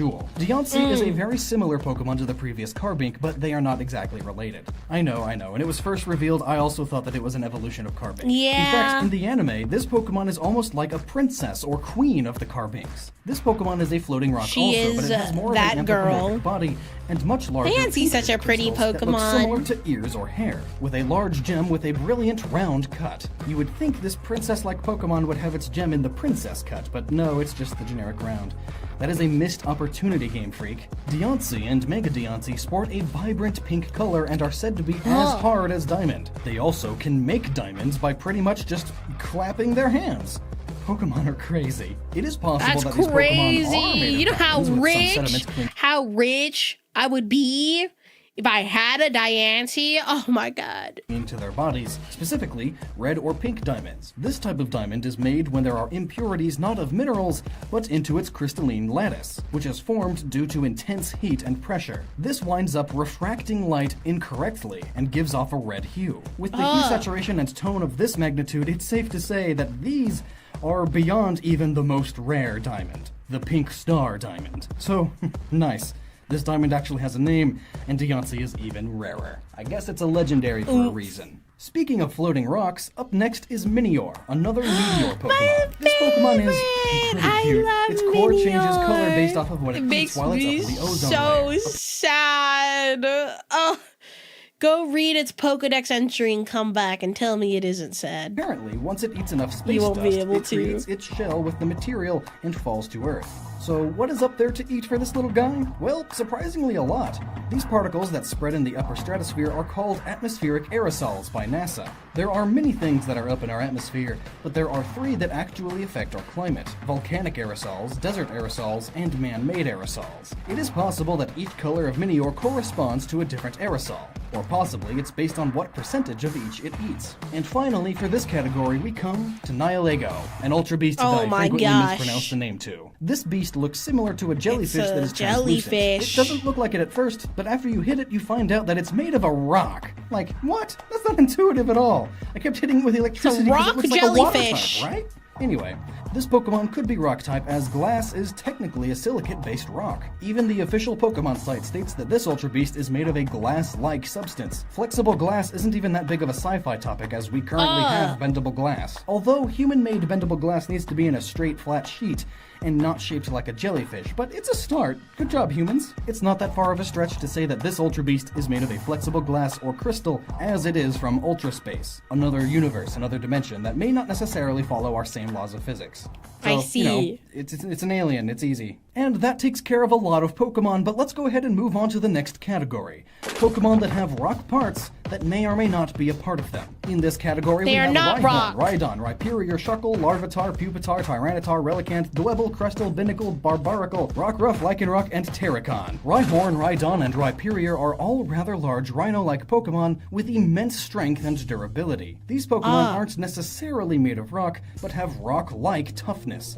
Perhaps a sort of like rock armor or rock exoskeleton.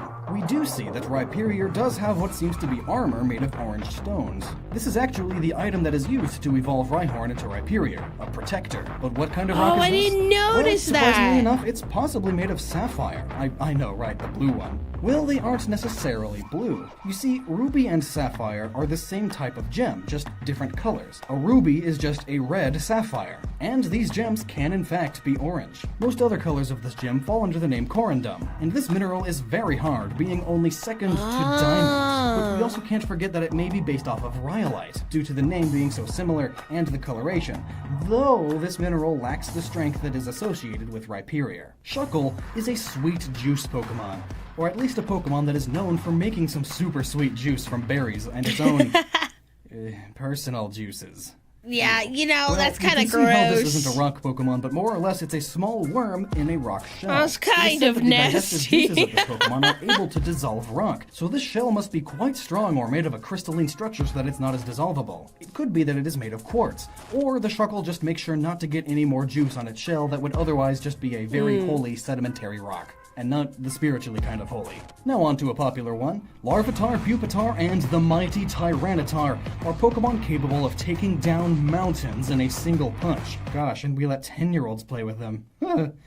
Bet you never heard that joke before. All of these Pokemon are at home in the mountains. With their rock-like hides, normal attacks don't seem to bother them, so they are always looking for a good fight. They may get the rock typing from how they evolve, as not all Pokemon are types due to what they are, but how they are. Pokedex entries state that Larvitar is born deep under the ground, and it must eat its way to the surface before it is able to grow. Some even state that it must eat a large mountain before it can grow. So at this point, Larvitar seems more like it would be ground type than rock at this point, but Then we get to Pupitar. This gray-blue Pokemon has a hard shell. After all, its name is the hard shell Pokemon. Literal It is assumed hard that this shell shell is formed Pokemon. by all of the rocks and ground that Larvitar eats. So its shell is likely a large mix of mostly bedrock and lithified rocks. And now we get to Tyranitar, the armor Pokemon. This Pokemon may only be He's as tough so as rock, cool. or the silverish lining on his stomach could be the leftover Pupitar armor. Other than that and its diet, He's there so isn't much really to suggest cool. that it is rock. Relicanth is an ancient fish that I like for no good reason. I just love it. This old-as-rock fish is quite armored,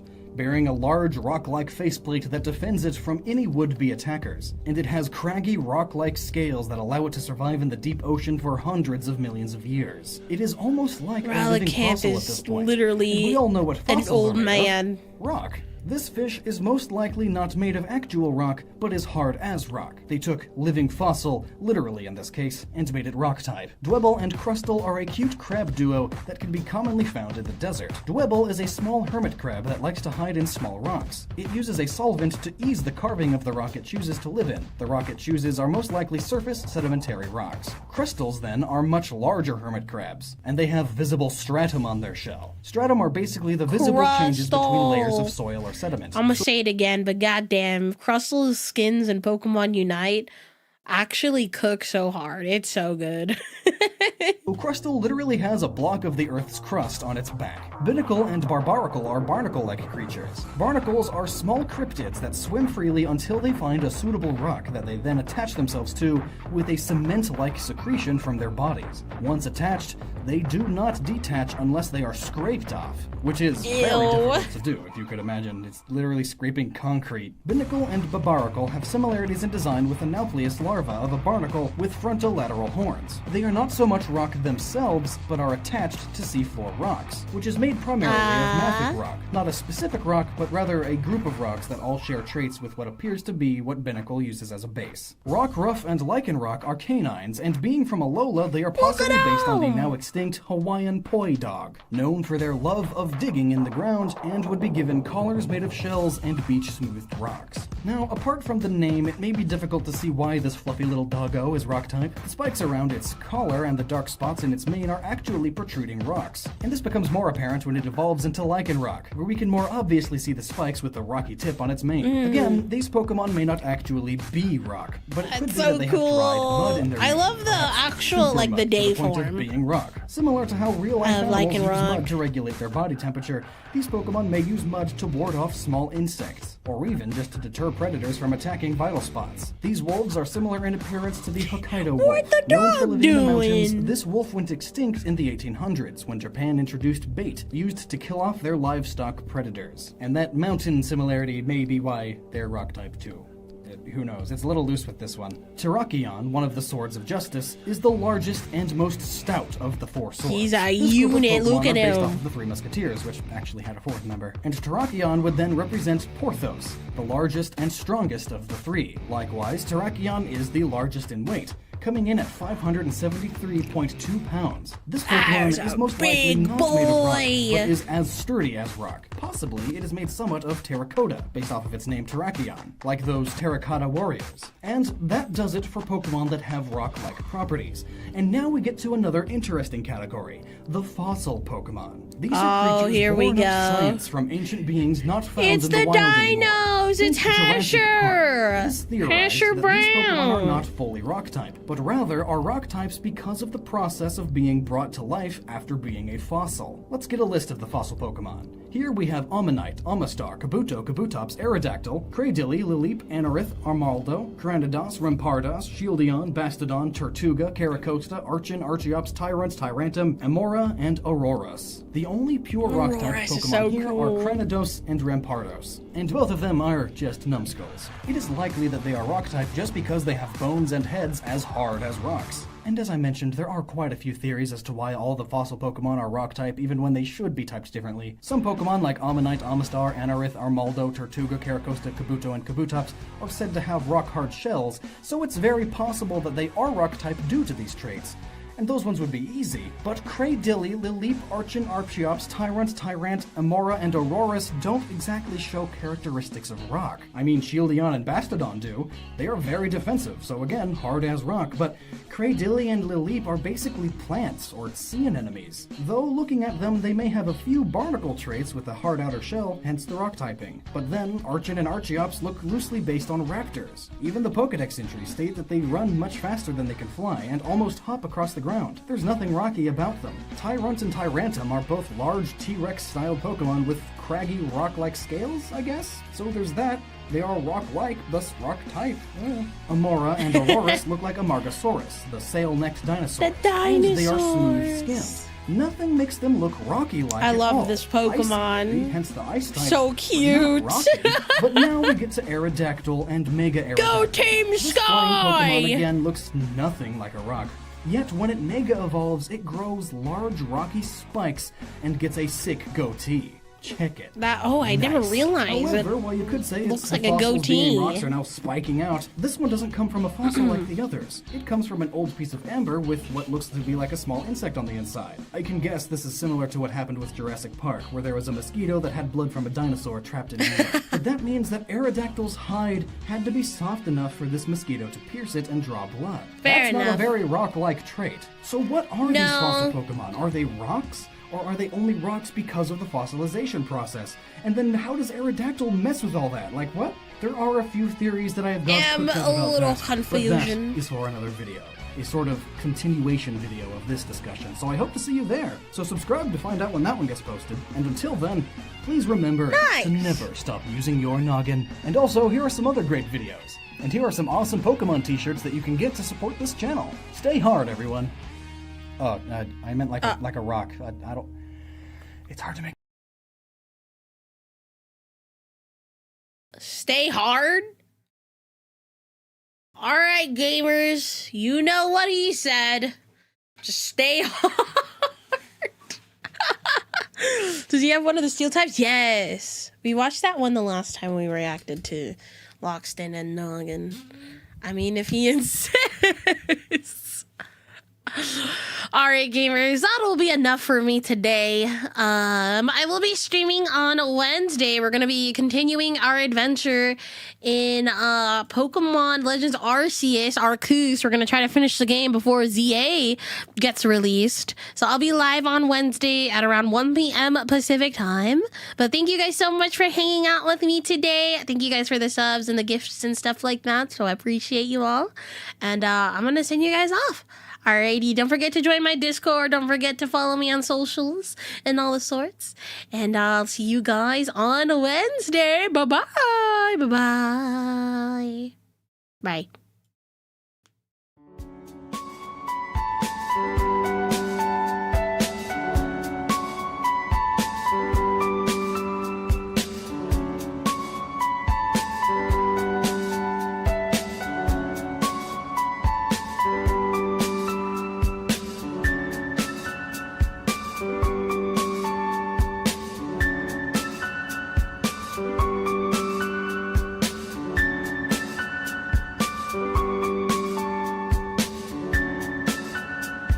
Bye.